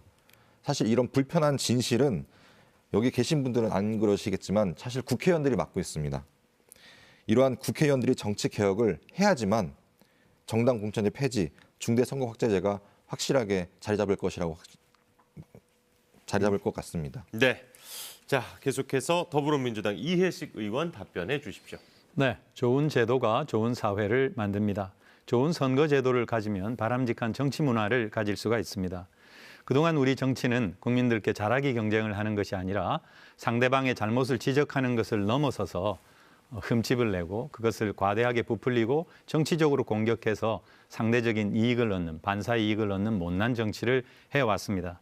승자독식의 정글과도 같은 적대적인 공생관계, 이제는 끝내야 합니다. 선거제도 개혁을 통해서 바로잡을 수가 있습니다. 정당 득표수와 의석수가 비례하는 새롭고 정당한 질서를 만들어야 합니다. 20대 국회는 연동형 비례대표제 선거법을 마련해서 본회의에 통과시켰지만은 위성정당 출연으로 물거품이 되고 말았습니다. 이제 연동형 비례대표제를 더욱 확고히 해야 합니다. 위성정당 방지 조항을 꼼꼼하게 챙겨서 과거의 전철을 다시 되풀이해서는 안 됩니다. 지방선거가 얼마 남지 않았습니다. 이번 선거에서 기초선거구를 중대선거구제로 개편을 해서 제3의 선택이 가능한 다원주의적인 정치체제, 즉 다당제의 씨앗을 뿌려야 한다는 것이 저희 더불어민주당의 확고한 입장입니다. 국민의힘도 동의할 것이라고 생각합니다. 국민들께 서로 잘하기 경쟁을 하면서 때로는 양보도 하고 때로는 돕는 그런 상생의 정치 문화 더불어민주당이 만들어 가겠습니다. 네. 자, 국민의힘 김승수 의원 말씀해 주십시오. 예. 지금 민주당 등이 주장하고 있는 선거제도 개편안의 그 쟁점은 기초의원 선거구를 현재 2, 4인 선거구에서 3, 5인 선거구로 확대하자고 하는 겁니다. 이렇게 선거구를 확대할 경우에 소수정당 후보자의 당선을 용이하게 해서 지방의회 구성을 다양화한다는 그런 이점이 있습니다만은 이게 선거 비용, 선거구 확대로 인해서 선거 비용을 증가시키고 또 지역 대표성이 미흡해진다는 그런 단점도 있습니다. 그런데 또 특히 문제는 민주당이 대선을 불과 일주일여 앞두고 여론이 불리하니까 이를 만회하기 위해서 이걸 정략적으로 들고 왔다, 이렇게 저희는 생각을 하고 있습니다. 이 안이 지난 11월 여야 정개특위 간사간에 합의한 의제에도 없었던 내용입니다. 이제 지방선거 불과 64일 남았고 이미 예비 후보 등록은 지난 2월 18일 시작이 됐습니다.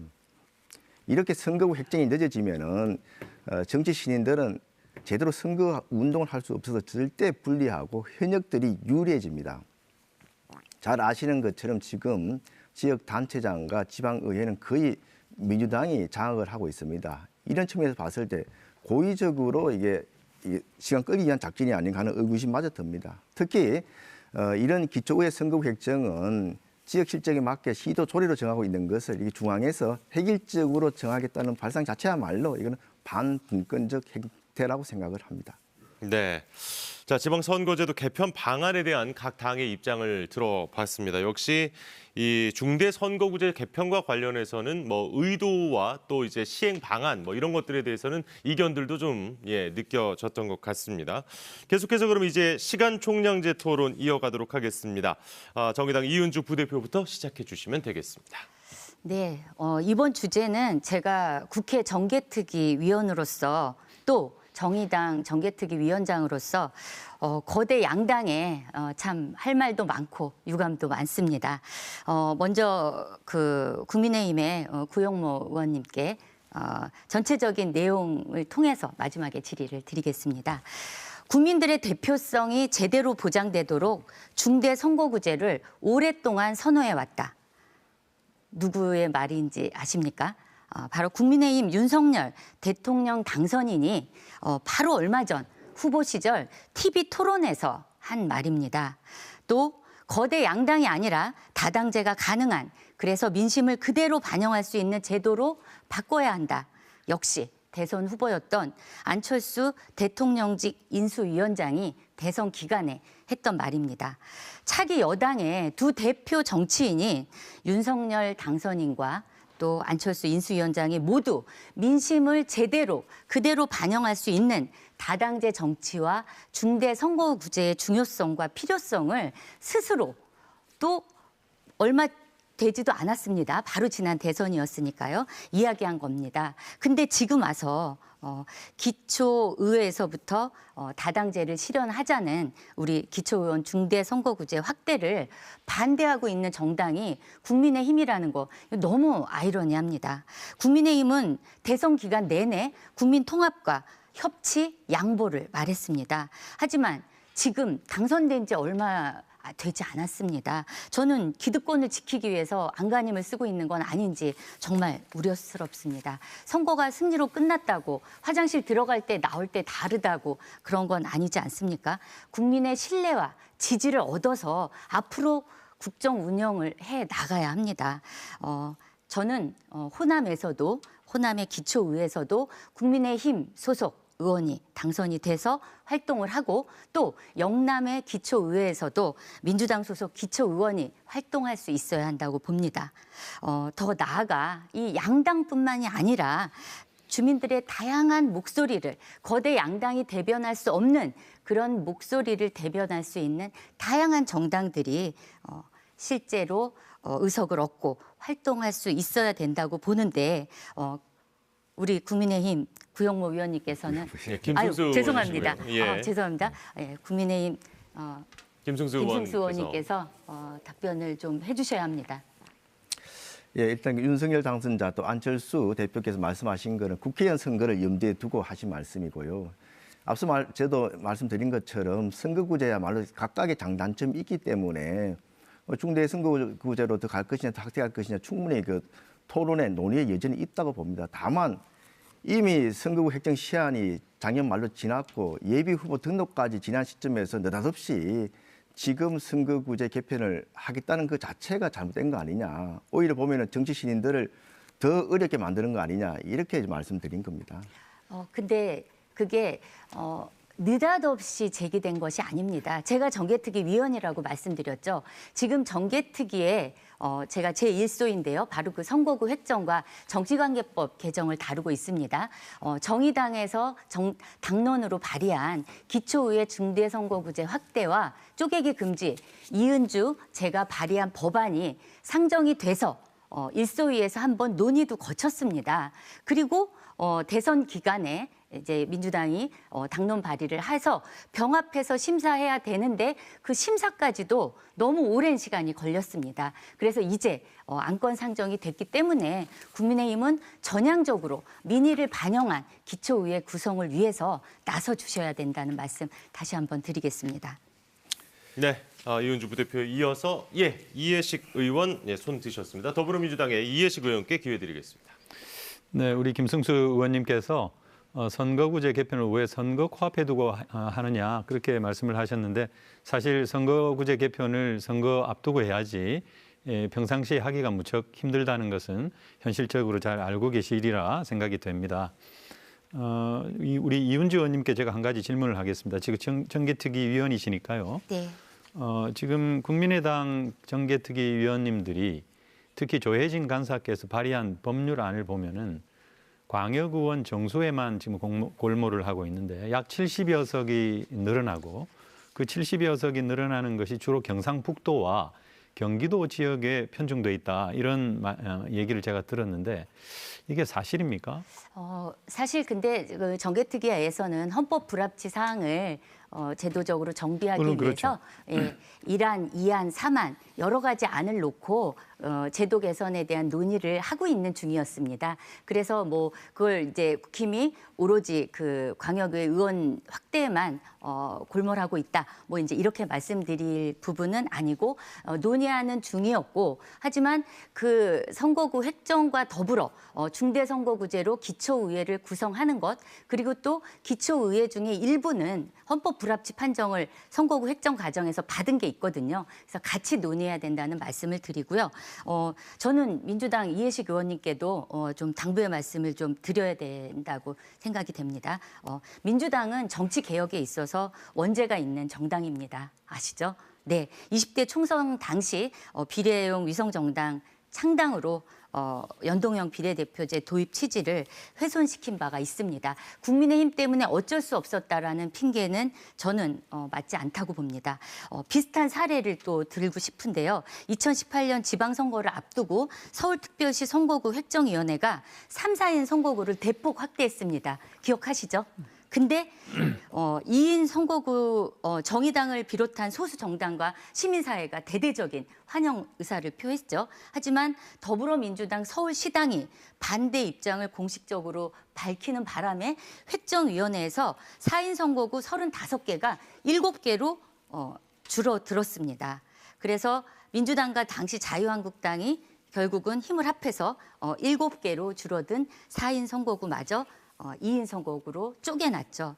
그래서 저는 이번 대선 과정에서 이재명 후보가 위성 정당에 대해서 사과하고 다당제 연합 정치를 위해서 기초의회 중대 선거구제 확대를 당론 발의하고 약속한 것 아주 의미 있게 평가를 합니다. 다만 위성 정당에 대해서 국민의힘 때문에 어쩔 수 없었다라고 핑계 대셨던 것처럼 이 선거구 쪼개기, 지금 현재 있는 중선거구제도 4인 선거구가 거의 다 2인으로 쪼개져 있지 않습니까? 이 선거구 쪼개기도 국민의힘 때문에 법안 처리가 안 된다면서 이렇게 그냥 얼렁뚱땅 넘어가선 안 된다. 이 말씀을 좀 꼭 드리고 싶고요. 네.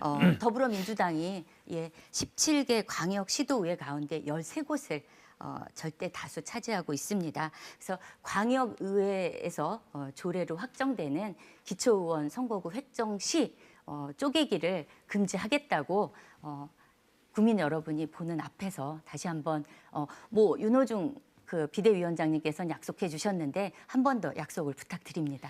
이미 법안을 내놓고 있지 않습니까? 네. 김영배 의원 법안도 그 단서 조항이 삭제된 네. 법안을 내놓고 있기 때문에 뭐 약속을 얼마든지 할 수 있는 사안이고요.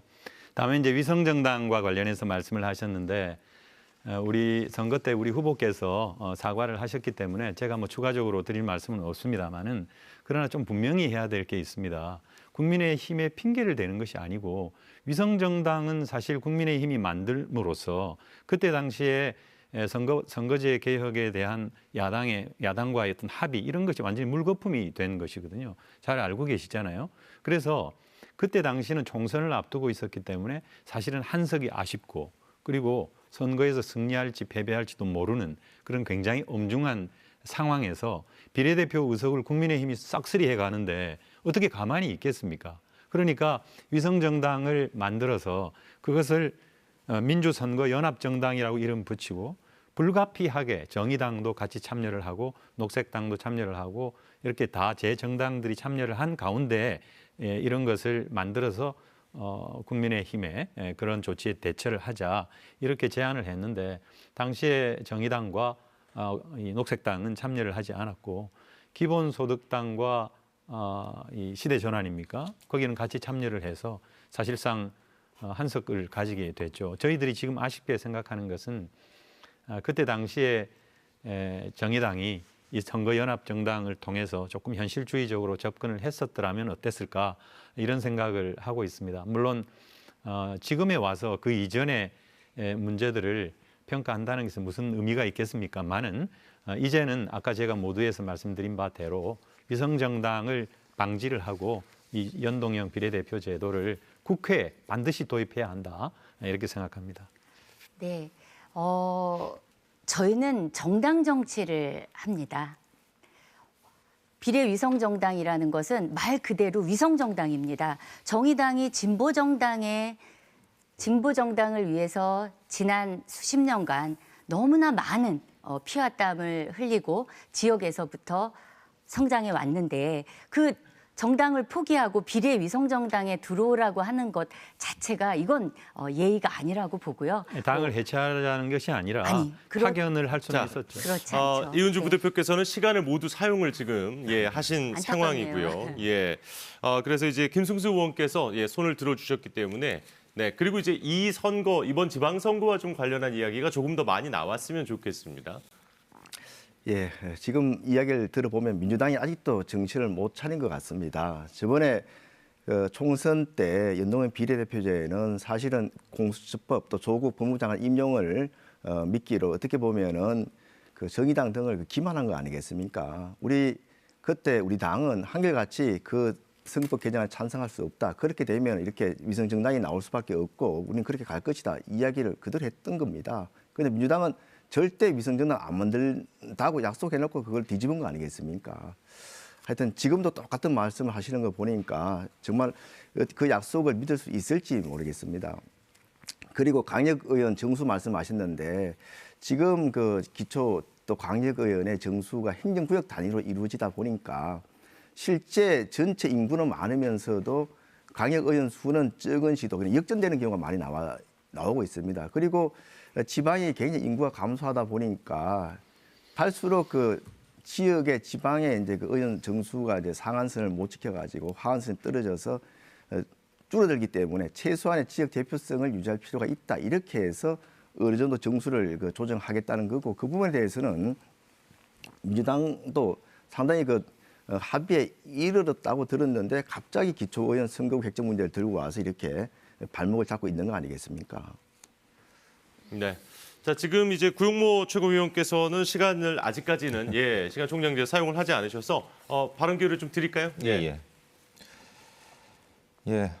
민주당이 다수 당 180석입니다. 못할 게 없습니다. 그동안에 의회에서 보여줬던 그 독재는 선거구 획정을 평소에 할 수 없다는 건 정말 핑계로밖에 들리지가 않습니다. 지방선거, 이 큰 선거는 다 예측이 되어 있습니다. 충분히 예측 가능한 사무이기 때문에 이런 거를 갖다가 뭐 국민의힘에 탓을 하는 것은 저는 바람직하지 않다고 생각합니다. 사실 지난 지방선거 때도 선거구 획정이 예비 후보 등록 이후에 변경이 되는 그런 사태가 발생됐습니다. 굉장히 혼란스러웠습니다. 그런 것들이 결국에는 기득권을 가진 지역의 국회의원들이 이에 관심이 없다고 저는 생각합니다. 왜냐? 중대선거구제 확대가 되고 정당 공천제가 없어지면 지역에서 정치인들의 입지가 너무나 떨어집니다. 지역 정치인들이 강력한 공천권을 가지고 단체장이든 기초의원이든 그런 공천권을 행사하기 때문에 또한 중대선거구 확대가 되면 일반인들도 쉽게 정치에 참여할 수 있는 기회가 발생이 되면 그만큼 기득권이 떨어지는 것입니다. 여기 지역 국회의원분들 계시겠지만 이번 지방선거는 어떤 측근에 대한 그런 공천권의 행사를 안 했으면 저는 좋겠습니다. 그리고 민주당에서 그 대선을 앞두고 하는 그런 의도는 충분히 정치인으로서는 누구나 봐도 뻔히 의도가 있다고 저는 생각합니다.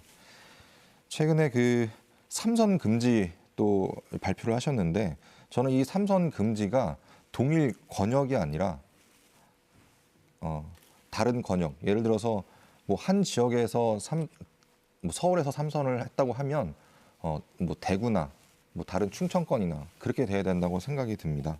그리고 재보궐 선거의 원인을 제공한 정당은 이번에 무공천을 해야 되는 게 저는 맞다고 생각이 듭니다. 저는 민주당 이해식 의원님께 여쭙겠습니다. 그 3선 금지를 동일 권역 3선 금지로 이렇게 발표를 했는데 이게 통틀어서 그 광역 단위로 했으면 어떤지 그런 생각이 들고 또한 그 저희 국민의당에서 주장하고 있는 기초 단체장, 기초 의회 의원을 정당 공천 폐지를 저희가 주장하고 있는데 이에 대해서 어떻게 생각하시는지 말씀해 주시면 감사하겠습니다. 동일 지역의 3선 출마 금지 그 부분은 어떤 말씀이세요? 다시 한번 물어주시죠. 그러니까 동일 지역구에서 3선을 네네. 하고 그 다음에는 출마할 수 없다는 것을 민주당에서 얘기를 했습니다. 근데 저는 네, 그게 그것을 뭐 이렇게 우리가 당론으로 정하거나 뭘 확정한 것은 아니고요. 예. 이제 그런 논의가 당내에 있다는 것이죠. 그 당대표가 얘기했기 때문에 그거는 어떻게 보면 되게 상징적인 것이고 정치적인 의미고 국민들이 바라봤을 때는 큰 의미가 있다고 저는 생각하는데 그거에 대한 책임은 없는 겁니까? 그것은 이제 당에서 하나의 어떤 룰을 정할 문제고요. 그렇지만 아직은 그것을 우리가 당에서 확정하지는 않았다. 이제 그 말씀을 드린 것입니다. 그리고 정당 공천 폐지와 관련해서 기초의원과 기초단체장 지금 말씀하시는 거죠. 일리가 있다고 생각됩니다. 우리 이 정당이 이 후보자에 대한 어떤 변별력을 가르는 그런 중요한 기준을 제시할 수가 있는데 예를 들어서 공천 심사 과정이라든가 이런 걸 통해서 이제 그런 것 없이도 우리 유권자들께서 그리고 출마자들도 보다 성숙한 그런 자세로 출마를 하고 유권자들도 이런 그 후보들을 잘 가려서 선택할 수 있는 그런 어떤 수준 높은 민주주의를 할 단계가 됐다. 이렇게 판단이 되면 저는 정당 공천을 배제해도 무방하다. 이렇게 생각합니다. 네.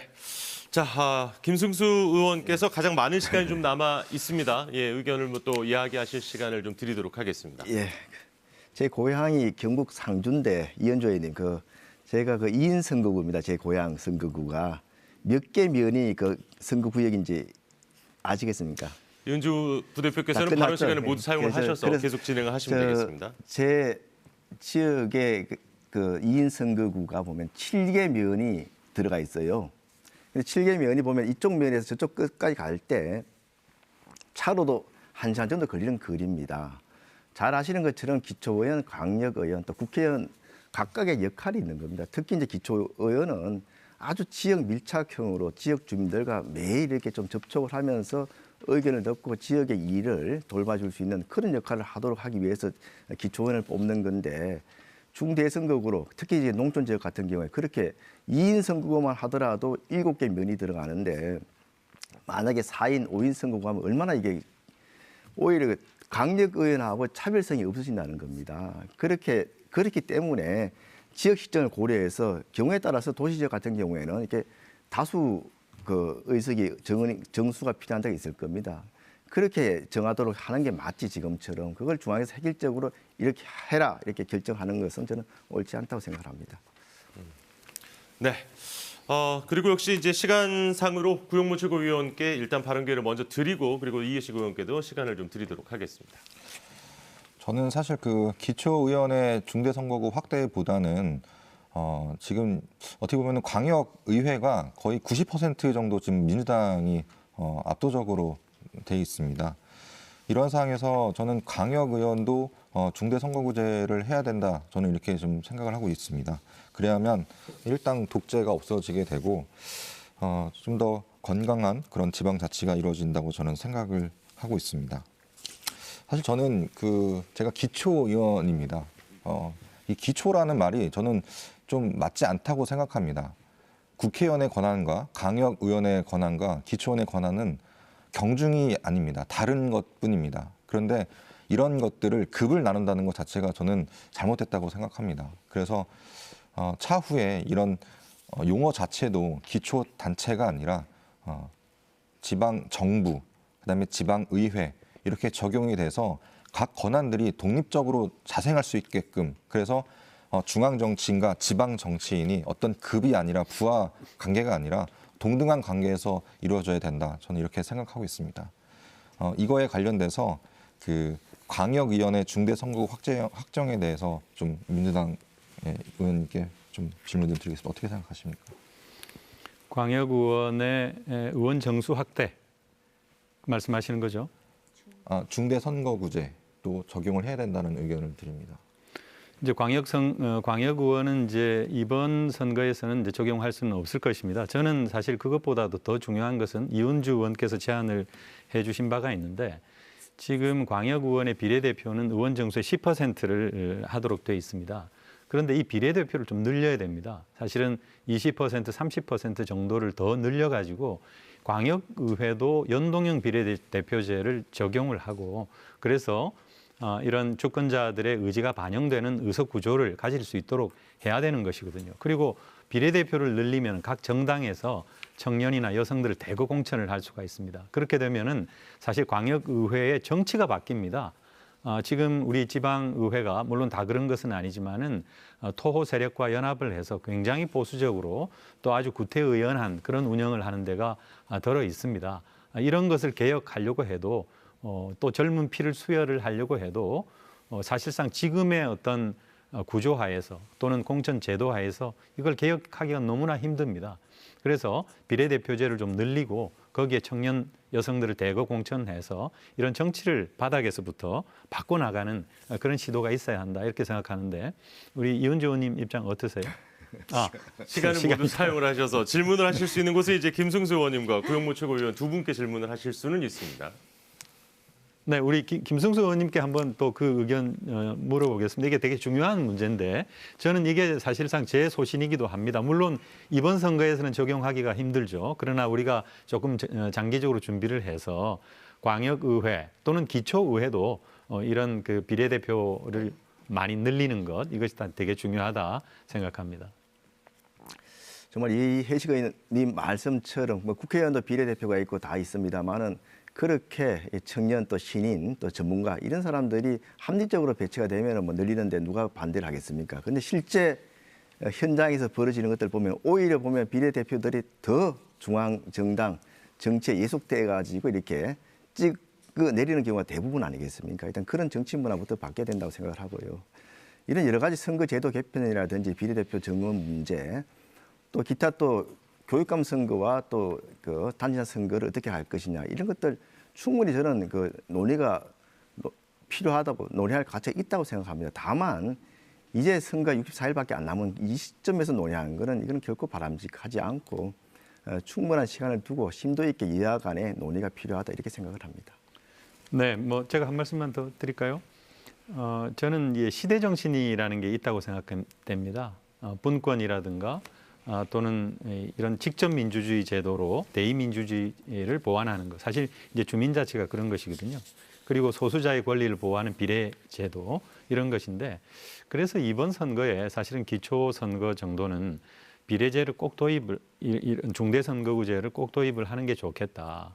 그렇게 생각을 합니다. 우리 김승수 의원님께서 지역구 사례를 드셨는데 농촌 지역에 적용하기 어려우면은 도농 복합 선거구도 있을 수가 있거든요. 그래서 이렇게 제3의 선택이 가능하도록 선택의 여지를 넓혀주는 것이 하나의 시대 정신이라고 생각을 합니다. 그리고 아까 뭐 윤석열 당선인의 말씀도 나왔습니다마는 김성태 전 자유한국당 원내대표가 2018년 교섭단체 대표연설에서 승자 독식하는 선거제도 바꿔야 된다. 유권자의 대표성을 확보하고 지역주의를 극복할 수 있는 연동형 비례대표제 대안이다. 이렇게 얘기하기도 했거든요. 이래서 이런 비례제 그리고 중대선거구제를 통한 어떤 다양화된 정치 문화 이런 것을 만들어야 한다고 생각합니다. 어떻게 생각하세요? 저는 선거 제도 개편에 대한 논의는 충분히 해볼 가치 여지가 있다고 생각합니다만은 지금 들고 나오는 그 저희 자체의 의구심을 가지지 않을 수 없다는 겁니다. 지금 앞서 말씀드린 것처럼 64일밖에 안 남았습니다. 자꾸 늦어지면 늦어질수록 정치 신인들은 선거운동을 할 수가 없어요. 결국은 현역들이 유리한 상황인데 이게 지금 앞서 말씀드린 것처럼 민주당이 유리한 국면 아니냐 그거죠.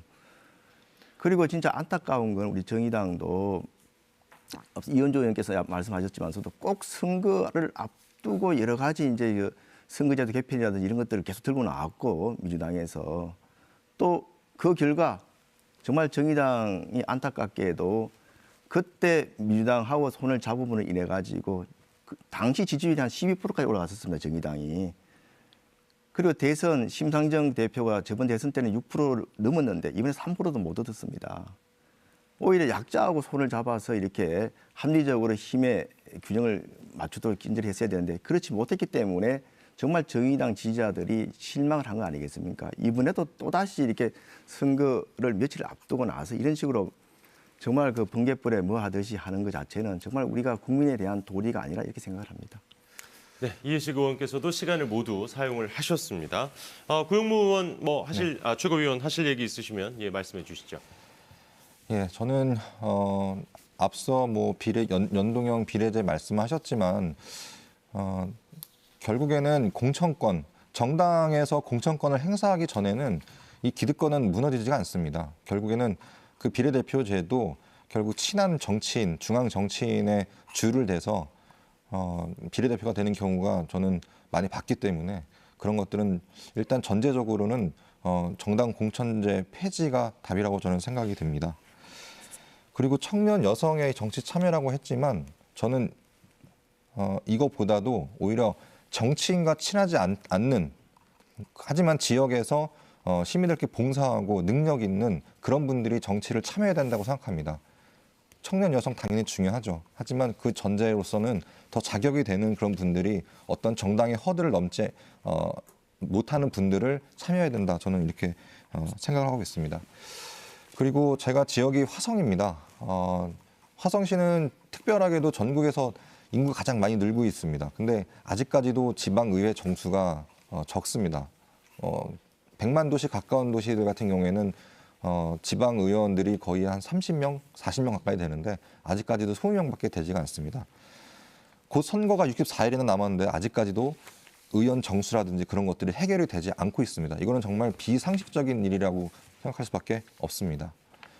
이런 것들에 대해서 앞으로 이제 뭐 국민의힘과 국민의당이 합당을 앞두고 있는 상황도 있겠지만 이런 의견에 대해서 이 정수 확대, 그다음에 지금 아직까지도 정해지지 않는 많은 것들에 대해서 어떻게 생각하시는지 여쭙고 싶습니다. 예, 여러 가지 정치 개혁이 저는 필요하다고 생각하는데요. 특히 이제 이런 선거제도 개편 이런 것들을 떠나서 실질적으로 지역 주민에게 봉사할 수 있는 자질 있는 역량 있는 그런 후보자들이 의원이나 단체장으로 이렇게 들어와야 된다고 생각을 합니다. 뭐 잘 아시는 것처럼 우리 국민의힘에서는 이번에 출마하는 공직 후보자 지금 자질을 기초 역량을 평가를 합니다. 기존에 정당의 충성도나 이런 것만 따져가지고 공천하다 보니까 실질적으로 제대로 행정부에 대한 감시 역할을 못하거나 이런 무능력한 분들이 이렇게 당선되는 경우도 없지 않았습니다. 이렇게 제대로 된 사람들을 공천이 될 수 있도록 하는 거야말로 실질적인 정치 개혁이 아닌가 이렇게 생각을 하고요. 큰 틀의 선거구 획정 같은 그런 문제가 아니라 하더라도 또 소소하게도 고쳐야 될 것들이 많이 있습니다. 실질적으로 이제 중대선거구제 갔을 때 거대 정당은 복수의 공천단을 냅니다. 그러다 보니까 순번이 가나다 이렇게 돼버리면 무조건 반은 되고 다는 안 되는 이런 것들도 어떻게 좀 방지할 수 없을 것인가. 또 교육감 선거에 있어서도 이게 이제 정당 경력을 표시를 못하도록 되어 있기 때문에 누가 보수인지 진보인지 어떤 성향을 가지고 있는지를 모르고 그냥 무조건 투표하는 경우도 좀 많이 있습니다. 또 동시 지방선거를 하는데 이게 과연 바람직한 제도인지 이 부분도 한번 다시 검토해야 될 때가 됐다고 생각을 합니다. 네. 자, 김승수 의원께서도 모든 시간을 다 사용하셨고요. 구영모 최고위원께 53초의 시간이 남아 있습니다. 예, 제가 앞서서 어떻게 보면 여기 국회의원분들만 계시고 저만 어떻게 보면 지금 기초의원으로 있습니다. 그래서 지방의 사정을 잘 알고 있습니다. 지방선거 출마자들 정말 답답합니다. 중앙에서 처리가 되지 않는 많은 사무들 때문에 출마자들은 언제 결정이 날지 계속 전전긍긍하고 있습니다. 중앙의 정치 세력들의 기득권을 내려놔야 진정한 지방 자치가 이루어져야 된다고 생각합니다. 뭐 선거를 앞두고선 급하게 진행되는 것들 정말 이거는 이제는 개선해야 됩니다. 앞으로 법으로 정해서 지방선거 사무는 언제부터 언제까지 의무로 해야 된다. 이거에 대한 책임을 반드시 묻고 처벌을 해야지만 이게 개선이 된다고 생각합니다. 말뿐인 개혁은 정말 더 이상 안 됩니다. 이상입니다. 예, 좋습니다. 이렇게 해서 두 번째 주제까지 모두 토론을 해주셨고요. 마지막 토론 주제로 가보겠습니다. 주민 참여 활성화 방안에 대한 토론을 시작하겠습니다. 자, 공통 질문 드리고 앞선 내용과 함께 같은 방식으로 진행하도록 하겠습니다. 공통 질문입니다. 지방자치법 전부 개정안이 지난해 12월 국회에서 의결돼서 올해 1월 13일부터 시행이 됐습니다. 주민조례 발안제나 또 지방의회의 독립성을 확보한 면에서는 긍정적인 평가를 받습니다만 주민자치 수준을 높이는 데는 부족하다는 의견도 있습니다. 지방자치가 성공적으로 정착되려면 지역 주민들의 적극적인 참여가 필수적인데요. 주민들이 직접 풀뿌리 민주주의를 실감하고 또 참여할 수 있는 방안은 어떤 것들이 있는지 각 당의 의견 들어보도록 하겠습니다. 답변 시간 1분 30초, 국민의당 구형모 최고위원부터 시작하겠습니다. 네, 당연히 주민들의 참여가 부족하기 때문에 이런 토론 주제가 나왔다고 생각합니다. 일단은 최우선적으로 필요한 것이 정부의 공공 데이터를 개방해야 된다. 그래서 언제든지 주민들이 행정 정보를 볼 수 있게끔 하는 것이 저는 최우선적인 과제라고 생각합니다. 지금의 행정 정보가 굉장히 폐쇄적입니다. 내가 내는 세금이 어떻게 쓰여지고 어떻게 집행이 되는지를 알아야만 합니다. 두 번째로는 온라인 플랫폼을 통해서 행정의 권한을 주민들께 나눠주고 직접 집행할 수 있는 여건이 마련돼야 됩니다. 하지만 지금 상황은 단순히 의견 청취로만 끝나는 것들이 굉장히 많습니다. 그래서 이런 온라인 플랫폼을 만들어야 되고, 마지막으로는 공무원의 인식 변화입니다. 정말 이게 가장 중요합니다. 결국 지방자치라고 하는 것은 시민들의 참여를 이끌려면 이 공무원들의 인식의 변화가 있어야 됩니다. 근데 사실 이게 굉장히 성가신 일입니다. 왜냐? 주민들을 챙겨야 되고 또 일을 두 번 해야 되는 그런 많은 사무들이 있기 때문에 공무원들 먼저 이런 인식 개선이 필요하고, 또한 주민들 참여하는 것들이 분리가 돼서 확실하게 행정과 주민의 권한이 확실하게 구분되는 그런 것들이 마련이 돼야 주민 활성화가 더욱더 될 것이다, 저는 이렇게 보고 있습니다. 네. 예. 자, 남은 시간은 일단 사용하지 않으셔도 괜찮은 걸로 알겠습니다. 자, 그러면 계속해서 더불어민주당 이해식 의원 답변 듣겠습니다. 네. 민주주의는 인류가 고안해낸 제도 중에서 가장 훌륭한 것입니다. 민주주의를 잘 발전시키면은 국민이 행복해지고 나라가 발전합니다. 그런데 우리나라는 그렇지 못합니다. 왜 그럴까요? 우리 민주주의의 품질이 나빠서 그렇습니다. 과도한 중앙 집권적 정치 체제, 이것이 본질입니다. 권력과 권한을 나눠야 합니다. 중앙과 지방이 나눠야 되고 지방 상호 간에도 나눠야 되고, 특히 중요한 것은 국가와 시민이 권력을 나누어서 지방에서부터 고품질의 민주주의를 잘 만들어가야 합니다. 그것이 바로 주민자치입니다. 주권자가 선거에서 투표권만 행사하는 민주주의는 올바른 민주주의가 아닙니다. 국가와 지방정부의 정책 결정 과정과 집행 과정에 주권자들이 늘 참여하도록 해야 합니다. 주민 발안, 주민 투표, 주민 소환, 법적으로 정비가 잘 됐지만 실천이 미흡합니다. 활성화시켜야 합니다. 주민 참여 예산 제도와 지방자치회 제도, 너무나도 소중한 제도입니다. 특히 주민자치회 제도 반드시 지방자치법에 개정을 해서 넣어야 합니다. 이러한 과정을 통해서 주민이 직접 자기 지역 공동체의 문제를 스스로 해결하는 주민자치의 시대를 열 때 우리 민주주의는 더 굳건해지고 나라는 더 부강하고 국민들은 더 행복해질 것입니다. 네. 계속해서 국민의힘 김승수 의원 답변해 주시죠. 예, 우리나라 지방자치는 선진국처럼 자생적으로 발전해 온 것이 아니고 중앙정부 주도로 제도화되어 있기 때문에 주민 참여가 좀 미흡한 것이 현실입니다. 그동안 지방자치법에 주민투표라든지 주민소환 등 몇 가지 주민 참여 제도가 있습니다만은 그 운영 실적은 극히 저조합니다. 주민 소환의 경우만 하더라도 단 2건만 이게 성사돼서 소환을 시켰고, 주민 투표도 지금까지 10년 동안 그 12건에 불과합니다. 그리고 지금 주민자치회가 여러 자치단체에서 시범 실시되고 있고, 또 일부 우수 사례도 나오고 있습니다만은 한편으로는 단체장이 친분이 있는 인사나 단체에 특혜를 주고 정치 세력한다는 그런 비판도 있어서 충분한 주민들의 공감대를 얻지 못하고 있는 상황입니다. 보다 그 주민 참여가 활성화되기 위해서는 지방 정부와 지방 의회 운영 과정 전반이 주민들에게 투명하게 이제 공개가 돼야 될 테고, 또 예산 편성이라든지 주요 정책 결정 과정에 우리 지역 주민들의 참여 통로가 더욱더 확대될 필요가 있다고 생각합니다. 이렇게 함으로써 지역 정책에 대한 주민들의 수용성과 만족도를 높일 수 있을 것입니다. 네. 자, 계속해서 정의당 이은주 부대표 답변해 주시죠. 네. 지방자치는 단체 자치와 주민 자치로 구성됩니다.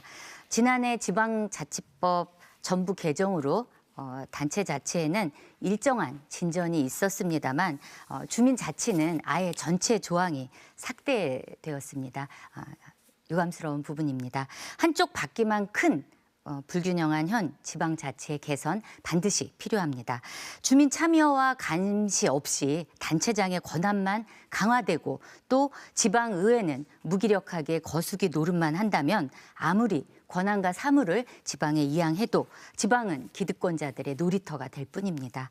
그런 점에서 현재 시범 실시 중인 주민자치회가 실질적인 주민자치 조직으로 거듭나야 합니다. 이를 위해서 우선 주민자치회의 법적 지위를 명확히 해야 합니다.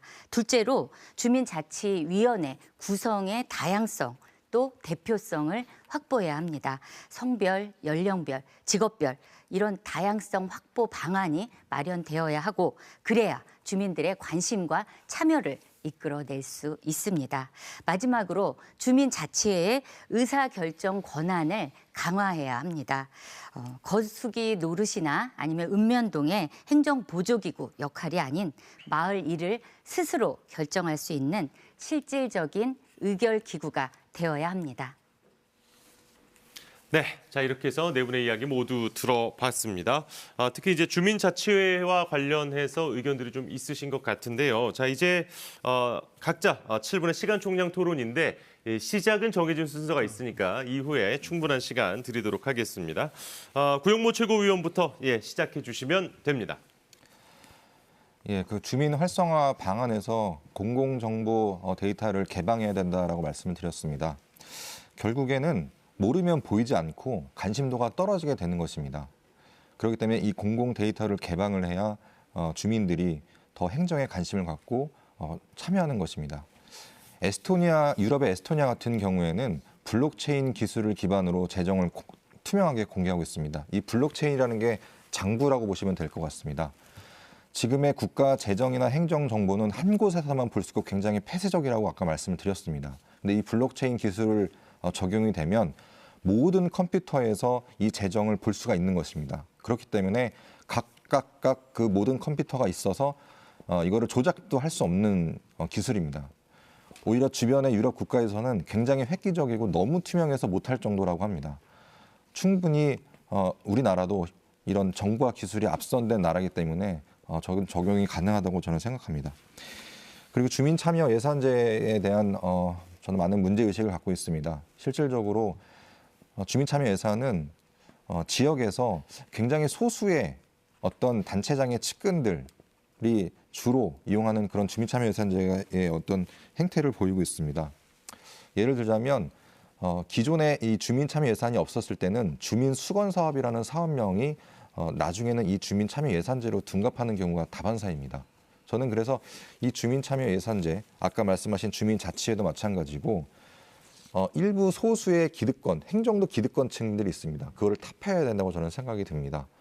예를 들어서 대학생이라든지 직장인이라든지 육아에 바쁜 주부들은 주민 자치회라든지 그런 거를 참여할 수가 없습니다. 이런 것들이 그들 나름대로 개인적으로 시간을 할애가 가능하신 분들이 이용하기 때문에 이런 것도 충분히 개선해야 된다고 생각합니다. 네, 알겠습니다. 구용모 최고위원 얘기해 주셨고요. 이해식 의원께서 먼저 저에게 손을 드셨기 때문에 갔다가 이은주 부대표께도 시간을 드리도록 하겠습니다. 네, 앞서 얘기가 나왔습니다마는 지방자치법 전부 개정안에 주민자치회 조항을 넣지 못한 거 정말 참 아쉽습니다. 국민의힘 의원들께서 반대를 하셨는데 지금 박완수 의원을 비롯해서 국민의힘 의원님들도 지금 개정안을 내놓고 있어요. 그래서 주민자치회 조항을 이렇게 지방자치법에 넣어야 된다라고 하는 것을 동의를 하면서도 사실은 또 토론을 해보면은 그렇지가 못해요. 그래서 정말 이중적인 태도를 보이고 있는데 전국의 수많은 그 주민자치를 위해서 일하는 현장 활동가들이 애타게 기다리고 있는 부분입니다. 지방자치분권특별법에 이 조항이 들어가 있어요. 그렇지만 이것은 시범 실시한다 이런 정도만 돼 있기 때문에 지방자치법에 반드시 넣어야 되고 그리고 지방자치회는 지금 이미 조례로 약 1,100여 개의 시읍면동에서 실제로 하고 있습니다. 그렇기 때문에 이 부분과 관련해서는 활동이 조금 미약하다라고 해서 그런 부분에 대해서 또 주민자치회의 어떤 정치적인 어떤 의미 부여 이런 것을 해서 과하게 주민자치를 왜곡시키는 그런 시각은 저는 지양돼야 된다 이렇게 생각합니다. 우리 김승수 의원님께서 이 부분과 관련해서 우리 자치분권위원회 기획단장도 하시고 상당히 그 전문적인 식견을 가지신 의원이신데 우리 국민의힘 의원님들을 좀 설득을 좀 시켜주셨으면 좋겠다 이런 생각이 드는데 한번 답변 좀 부탁드립니다. 예, 주민자치회는 뭐 사실 이해식 의원 말씀처럼 굉장히 관심을 많이 가지고 있고 실제 운영되고 있는 현장도 여러 군데를 제가 다녀봤습니다. 그리고 개인적으로는 주민자치회가 좀 건전하게 활성화돼야 된다는데 인식을 같이 하고 있습니다. 다만 저번에 지방자치법 전부 개정안을 논의하면서 앞서 제가 모두 발언에서 이렇게 지적한 것처럼 일부 지자체에서 단체장이 시민단체를 자기와 관련 있는 시민단체와 너무 유착해가지고 인사전횡이라든지 또 사업 몰아주기 이런 것들이 지금 발생을 하고 있기 때문에 이런 부분에 대해서 좀 보완 장치를 마련한 후에 하자 이런 논의가 있었던 걸로 알고 있고요.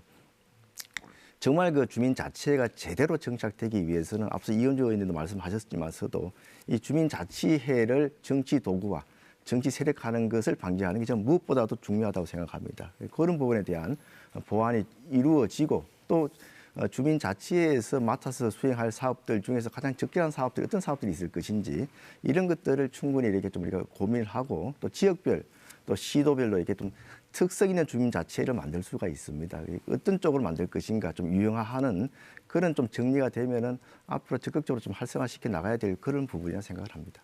네, 계속해서 이은주 부대표 이야기 듣겠습니다. 네, 주민 참여도 지방 분권도 결국은 제대로 된 제도에서 출발한다고 봅니다. 그 양당의 독점 아래 감시자 없는 지방의회는 지금 주민의 뜻을 제대로 반영하고 있지 못합니다. 기초의회의 다양성 확보 또 주민의 의사를 대표하고 신뢰를 회복할 수 있는 확실한 길입니다. 양당이 대선 기간에 국민들께 약속한 국민 통합과 다당제 민주주의를 이번 정개특위에서 저는 기초의회 중대 선거구제 확대와 쪼개기 금지 방지가 반드시 법으로 통과되어야 한다고 그게 전제 조건이라는 말씀을 먼저 드리고 출발을 하겠습니다. 네, 자 계속해서 이야기 이해식 의원께서 계속 이야기해 주시죠. 네, 제가 김승수 의원님께 한번 질문하겠습니다. 지금 그 주민자치회 관련해서 되게 긍정적인 말씀을 해주셨고 우리 김승수 의원님의 자세라면은 곧 법제화가 되겠구나 이런 희망을 갖게 됩니다. 우리 이 국민의힘 의원님들과 좀 대화를 많이 해주셨으면 좋겠다 이런 말씀 드리고요. 이 주민자치와 관련된 실제 어떤 현장에서 특히 서울의 경우에 오세훈 시장이 들어서고 난 뒤에 주민자치와 관련된 여러 가지 사업이 굉장히 그 위기에 봉착해 있습니다. 아시는지 모르겠는데 이 오세훈 시장 취임 이후에 주민자치와 관련된 예산이 50.8%가 감소가 됐습니다. 아까 일부 정치적인 어떤 입장에서 시민단체와 유착된 사례가 있다 이렇게 말씀을 하셨는데 우리 오세훈 시장께서도 이 부분과 관련돼서 상당히 편견을 갖고 계신 것으로 저는 알고 있습니다. 국정감사 때도 제가 지적은 했습니다마는 그런데 뭐 10% 정도면 모르되 반 이상을 예산을 싹둑 잘라버리면 도대체 주민자치를 하라는 건지 말라는 건지 주민자치회 운영을 하라는 건지 말라는 건지 그리고 이렇게 서울 시비를 싹둑 자르면 어떤 결과가 초래되느냐 하면 자치구에서 그 예산을 어떻게 할 것인가를 결정해야 됩니다.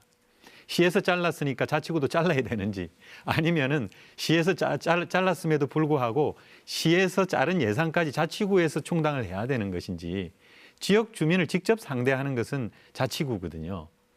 그래서 대부분의 자치구가 이런 주민자치 관련 예산을 생짜로 이렇게 충당을 했고 자치구별로 거의 한 30억 정도를 이렇게 추가로 부담을 했거든요. 이런 일들이 벌어지고 있는데 우리 김승수 의원님 참 우리가 주민자치 활성화 시켜야 된다고 토론을 하면서 이런 사례를 드는 게 참 이렇게 서글픕니다만은 우리 오세훈 시장께 좀 좀 넓은 포용적인 마음으로 시정을 운영을 하시면 어떻겠나 이런 제안을 좀 해주실 것을 부탁을 드립니다. 어떻게 생각하세요? 근데 저도 자료를 보니까 오세훈 시장이 그렇게 한번 정리를 할 수밖에 없겠다 싶은 생각이 들었습니다. 그렇습니까? 우리 그 이해식 의원님처럼 그 청장님 하시면서 참 불편부당하게 그런 시민단체들을 이렇게 평가해서 사업을 위탁을 하고 그랬으면 문제가 없었을 텐데 전임 그 뭐 돌아가신 분 거론해서 좀 안 됐습니다만 사례를 보니까 특정 단체 무려 10년간 647억 이상의 그 600억 이상의 돈이 지원된 그런 단체도 있습니다. 이렇게 사업을 몰아주기로 했고요. 그 중간 지원 조직을 많이 만들었는데 그 중간 지원 조직에 시에서 돈을 주면은 중간 지원 조직은 아무것도 안 하고 그냥 또 다시 그거를 또 위탁을 주는 거예요. 보면 그 중간 지원 조직은 시민단체 사람들을 임용을 해가지고 그냥 월급만 주는 거죠 보면은. 그리고 더 큰 문제는 개방형 공모를 통해 가지고 그 시민단체 또 중간 지원 조직 있던 사람들이 나중에 또 서울시 과장국장으로 들어오는 거예요. 그 사람들이 이제는 돈을 나눠주는 위치에 있고 또 돈을 나눠줘가 자기가 몸담았던 기관들이 쓰는 거를 관리 감독하는 그런 것들이 숱하게 지금 그 지적이 되고 있습니다. 그게 서울시의회가 또 민주당이 장악하고 있지 않습니까? 우리 국민의힘 서울시 의원들이 지적한 게 아니고 민주당 시의원들이 숱하게 지적을 했어요. 그래 이런 것들 한번 짚어보고 넘어가야 될 거 아니겠습니까? 그래서 지금 그러고 있는 거다. 시민단체에 대해서 제대로 역할하는 시민단체에 대해서 왜 지원을 안 하려고 하겠습니까? 오세훈 시장이. 그건 아니라고 제가 좀 생각합니다. 추가로 말씀을 드려도 되겠습니까? 예. 예. 이렇게 그 의회에서 이 정당하게 비판을 하고 행정이 이 올바로 가도록 하는 것은 좋은데 그런데 이것을 50% 이상의 예산을 깎았다라고 하는 사실은 이건 너무나 중요한 것이거든요. 제가 분권이라고 하는 것이 시대의 어떤 과제다 이런 말씀을 드렸는데 이 분권, 특히 이 지방분권특별법에 이 분권의 세 가지 원칙이 있습니다. 포용성, 또 보충성의 원칙, 그리고 시민의 행정 참여의 원칙이 있어요. 그리고 제가 말씀을 드렸는데 국가와 시민 간의 분권이 굉장히 중요합니다. 시민이 행정에 참여하도록 해줘야 됩니다. 그리고 시민이 행정에 참여할 때는 행정과 관련된 여러 가지 절차나 이런 것에 문외한 사람도 있기 때문에 잘 안내를 해야 되거든요. 여러 가지 뭐 서류를 미비하게 꾸민다든지 여러 가지 예산을 집행하는 데 있어서 실수가 있을 수도 있어요. 그런데 그것을 정치적으로 과도하게 편견을 가지고 바라봐 가지고 예산을 자르고 사업을 못하게 하면은 주민자치 이거 어떻게 하겠습니까? 주민자치의 사례가 극히 드물다 이렇게 말씀을 하셨는데 사실 이게 너무나 어려운 것이거든요.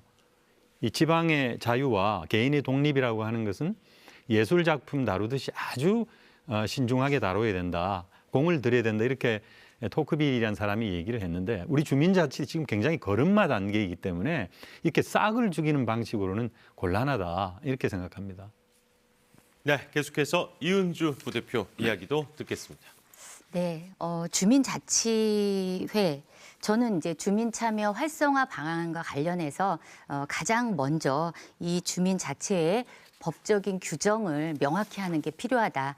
아까 저희 뭐 같이 행안위에서 활동하고 있는 우리 이해식 의원님께서도 말씀하셨지만 지난 지방자치법 전부 개정 통과 과정에서 주민자치회 관련 규정이 통째로 빠졌지 않습니까? 그래서 이 주민자치의 기능과 업무에 대한 명확한 규정, 또 민주적 대표성 확보 방안, 또 기초의회와의 관계 설정 이런 것들이 되게 치밀하게 보완돼서 명실상부한 주민자치 조직으로 운영될 수 있게 해야 된다 이런 말씀을 드리고 싶습니다. 실제 주민자치회는 기존의 주민자치위원회와는 다릅니다.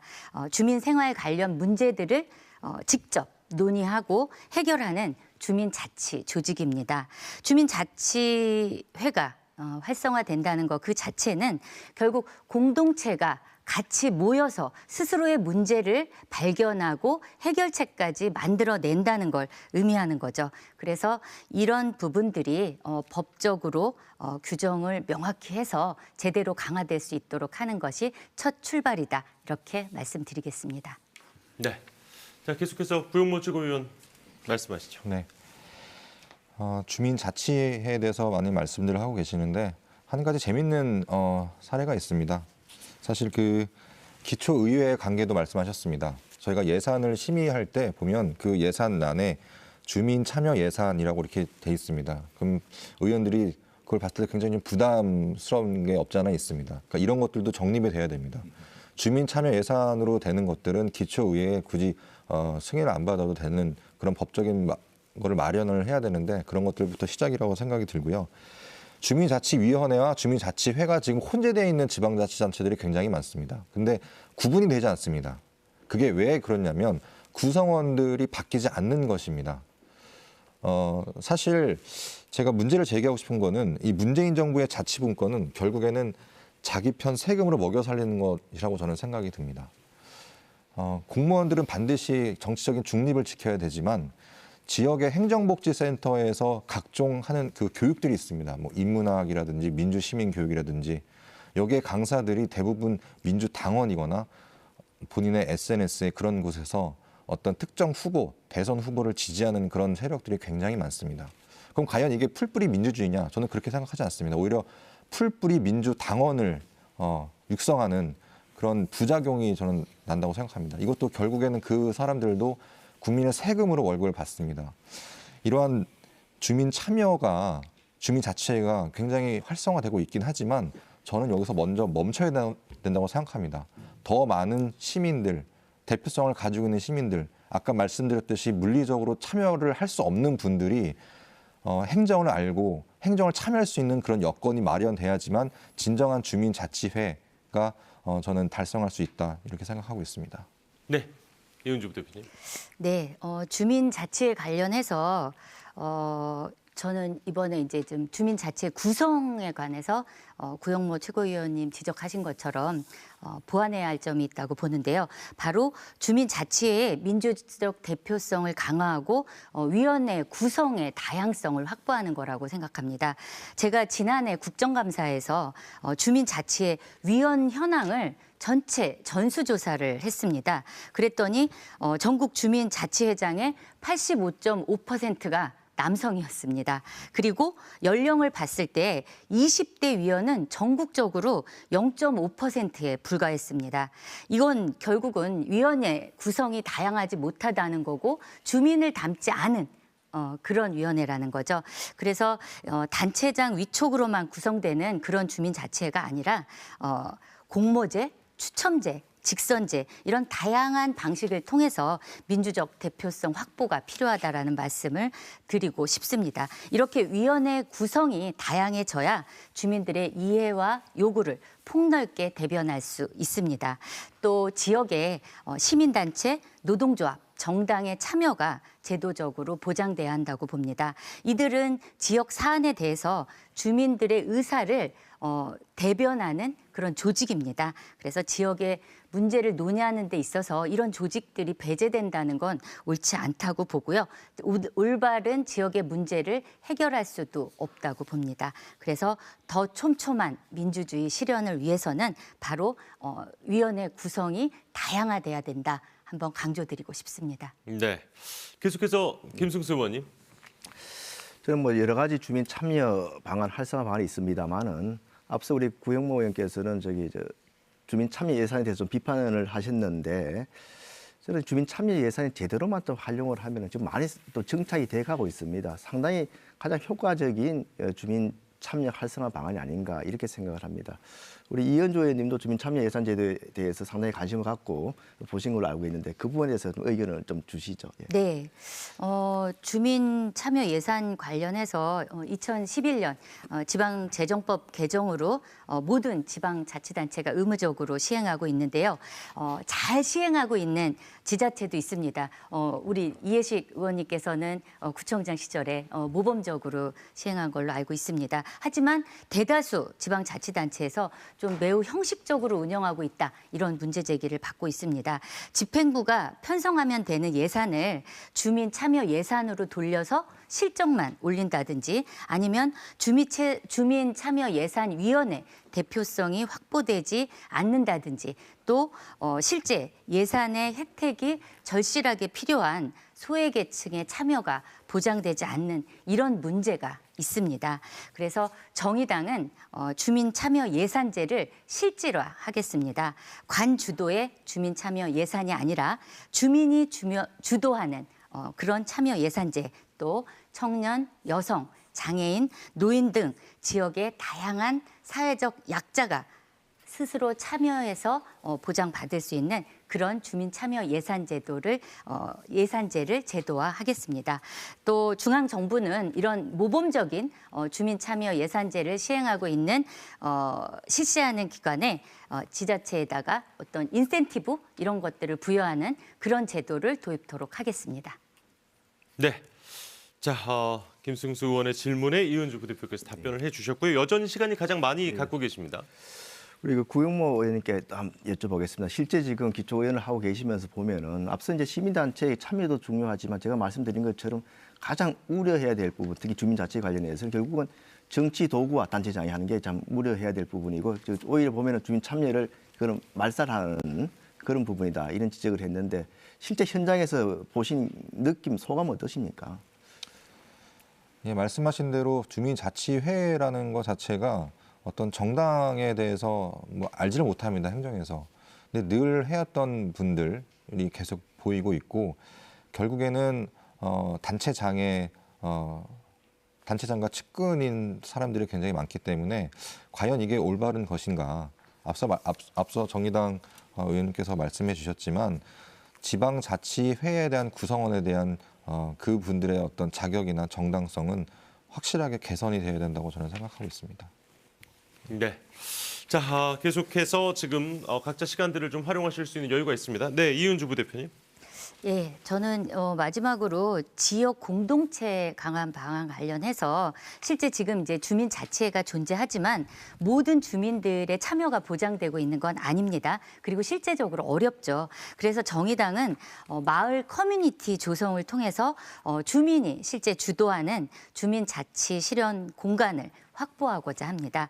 그래서 강소영 혁신 도시 아래 읍면동 단위 그 커뮤니티를 조성해서 다양한 유형의 공동체가 가능하도록 만들겠습니다. 주민 참여 예산제 또 주민자치회 등 기존 제도와 당연히 이제 결합을 하고요. 주민의 자치권을 확대하고 주민이 실제 주도하는 주민자치 실현의 공간으로 자리매김되도록 자율권을 보장하겠습니다. 또한 이런 마을 커뮤니티를 중심으로 돌봄 체계를 구축해서 다양한 일자리가 창출되고 또 공동체 형성이 유지되도록 돕겠습니다. 뭐 베이비 부모 또 중장년층, 청년 등 다양한 세대가 서로 융합해서 상생하는 그런 지역이 되도록 다양한 모임과 활동 체계를 구축해 나가겠습니다. 또 가정용 태양광 발전과 친환경 재생 에너지를 통한 마을 단위의 에너지 자급을 실현해서 기후 위기에 대한 대응을 지역에서부터 제대로 철저히 실시해 나가도록 하겠습니다. 네. 자, 김승수 의원님과 구용모 최고위원께 먼저 이해식 의원 손 들어주셨습니다. 네, 주민자치와 관련돼서 상당히 부정적인 말씀들을 좀 하시는 것 같아서 좀 안타까운데요. 우리가 어떤 사안을 볼 때 긍정적인 측면을 볼 것인가, 부정적인 측면을 볼 것인가, 주민자치를 하는데 주민자치의 발현으로 볼 것인가, 정당의 개입으로 볼 것인가, 다양한 시각이 존재할 수 있습니다. 독일 같은 경우에는 공무원도 정당의 가입을 허용합니다. 그렇지만 공무를 수행 중일 때는 정당과 관련된 활동들을 드러내지 못하게 함으로써 어느 정도 제어를 하는 것이죠. 주민자치를 하는 사람들이 정당에 가입할 수 있고 정치적 견해를 가질 수 있죠. 그렇다고 해가지고 주민자치를 하지 못하게 할 정도로 그렇게 시각을 갖는 것은 안 되는 것이죠. 그래서 좋은 어떤 긍정적인 측면들을 우선시해야 되고 주민자치를 반드시 정말 잘 해야 된다라고 하는 사명감에 투철한 그런 자세를 우리는 가질 필요가 있습니다.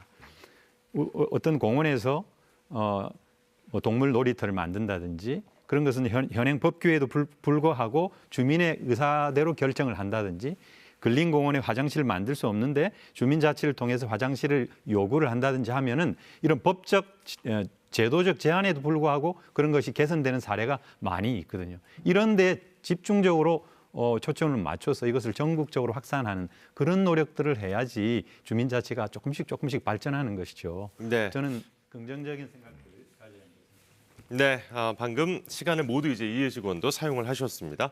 김승수 의원께 3분 16초가 남아 있습니다. 예, 저도 우리나라 지방자치가 제대로 정착되기 위해서는 자생적 주민자치 조직이 활성화돼서 풀뿌리 민주주의가 말 그대로 진짜 이게 활발하게 이루어져야 된다고 생각을 합니다. 그런 측면에서 주민자치에도 앞으로 여러 가지 현재 문제점을 잘 개선해서 좀 발전하기를 좀 기대를 하고 있고요.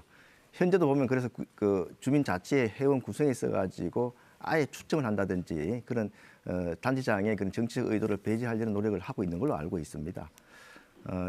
그 외에도 앞서 말씀드린 것처럼 주민참여예산제도 대구시 같은 경우에는 당초 한 100억 정도 하다가 지금 한 190억 정도 규모로 늘었는데 점진적으로 주민참여예산 규모를 늘리고 있는 자치단체가 많이 있습니다.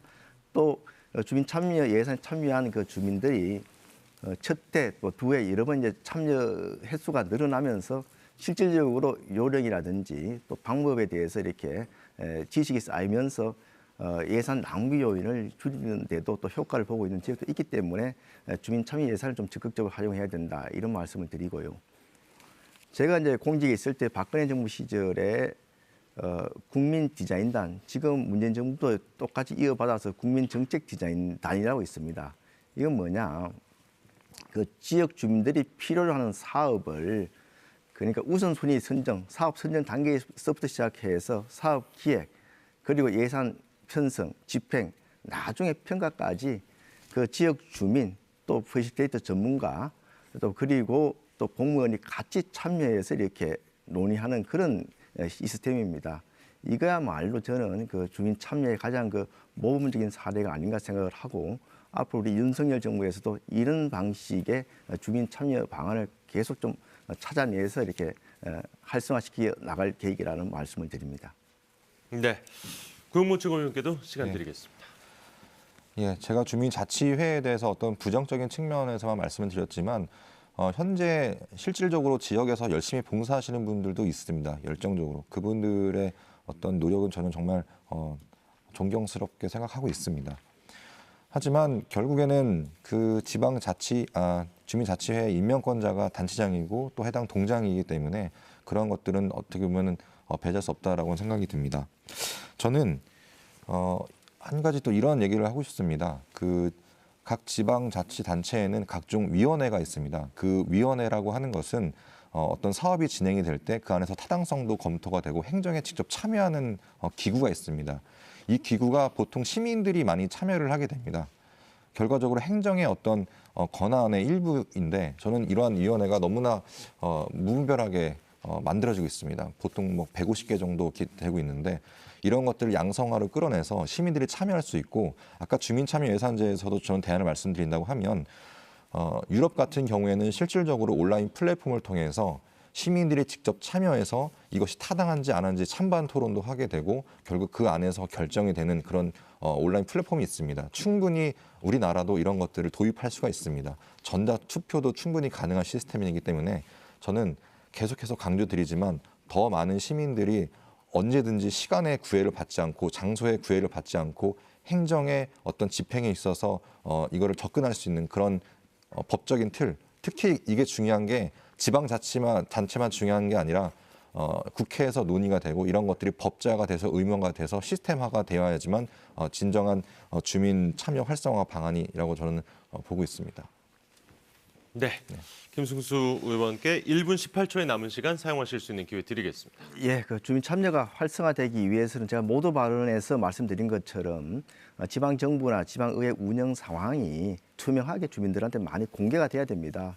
앞서 우리 그 구용모 의원께서 말씀하신 것처럼 공공 데이터 개방도 뭐 그런 일환으로 생각을 합니다. 제가 공직에 있을 때 박근혜 정부 시절에 주도적으로 했던 부분이 또 공공 데이터 개방인데 이런 공공 데이터 개방은 물론이고 각종 정보 공개를 통해서 주민들이 지역 사정, 지방 정부의 사정을 제대로 알아야지 참여가 좀 가능하다고 보고요. 또 앞서 이제 구용모 의원께서 이제 온라인 플랫폼 말씀하셨습니다. 진짜 전 중요한 말씀이라고 생각을 하고요. 이게 시간 또 거리 제약 때문에 실제 그 지방자치단체 그런 행정에 참여하고 싶어도 참여 못하는 사람들이 많이 있으면 특히 젊은 층이라든지 직장인들 이런 분들을 위해서 디지털 플랫폼이 만들어지면 훨씬 더 다양한 지역 주민들의 의견을 지방 정부 운영에 반영시킬 수 있을 것으로 생각을 합니다. 우리 윤석열 당선자께서 제일 강조하고 있는 게 디지털 플랫폼 정부를 만들겠다는 겁니다. 이 중앙뿐만 아니고 지방까지 이런 디지털 플랫폼을 만들어서 보다 많은 사람들이 폭넓게 지방행정, 중앙행정에 참여할 수 있도록 만들겠다는 게 윤석열 정부의 앞으로의 그 계획입니다. 네. 이은주 부대표 5초는 쓸게요. 네, 5초. 네, 주민의 자발적인 참여를 어떻게 이끌어낼 것인가 지혜와 의지를 모으는 것이 지방 정치라고 생각합니다. 네. 자, 구용모 최고위원 34초 남아 있으십니다. 예. 주민 참여 활성화라는 것이 말로만 활성화가 돼서는 안 됩니다. 정말 실질적으로 많은 국민들이 참여할 수 있는 것들이 마련돼야 됩니다. 저는 민주당이 지방 정치에 거의 기득권을 잡고 있는데 이러한 것들이 이번 지방선거를 통해서 바꿔야 된다고 생각합니다. 그래야 정말 진정한 주민자치, 지방자치, 지방분권이 이루어질 수 있다. 저는 그렇게 생각합니다. 네.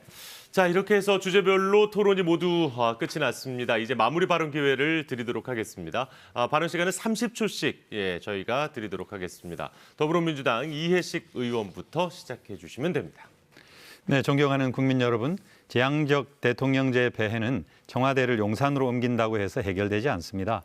대통령의 막강한 권력을 국회와 나누고 지방과 나누고 국민과 나눌 때 해소가 됩니다. 중앙 집권에서 분권으로, 단체자치에서 주민자치로, 승자독식 다수제를 버리고 소수자 권리를 보호하는 비례제로 나아가야 합니다. 그동안 자치와 분권에 입각해서 좋은 정책을 차곡차곡 쌓아온 더불어민주당에게 많은 성원 부탁드리겠습니다. 네, 자 김승수 의원 계속해서 이어주시면 됩니다. 예, 건전한 지방 자치가 정착되기 위해서는 지방 정부 내에서도 적절한 견제와 균형이 필요합니다.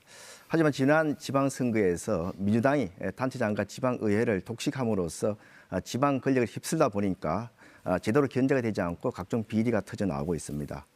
민주당 출신 시도지사가 4명이나 불명예 퇴진을 하고 또 일부 지역에서는 단체장과 시민단체가 유착이 된 그런 사례가 나오고 있습니다. 이번 지방선거에서는 중앙정부와 긴밀히 협조해서 지역을 위해 봉사할 수 있는 그런 일꾼을 선택해 주시기 바랍니다. 네, 계속해서 정의당 이은주 부대표님. 이제 지방 분권은 배려가 아니라 모두의 공존을 위한 시대 정신입니다.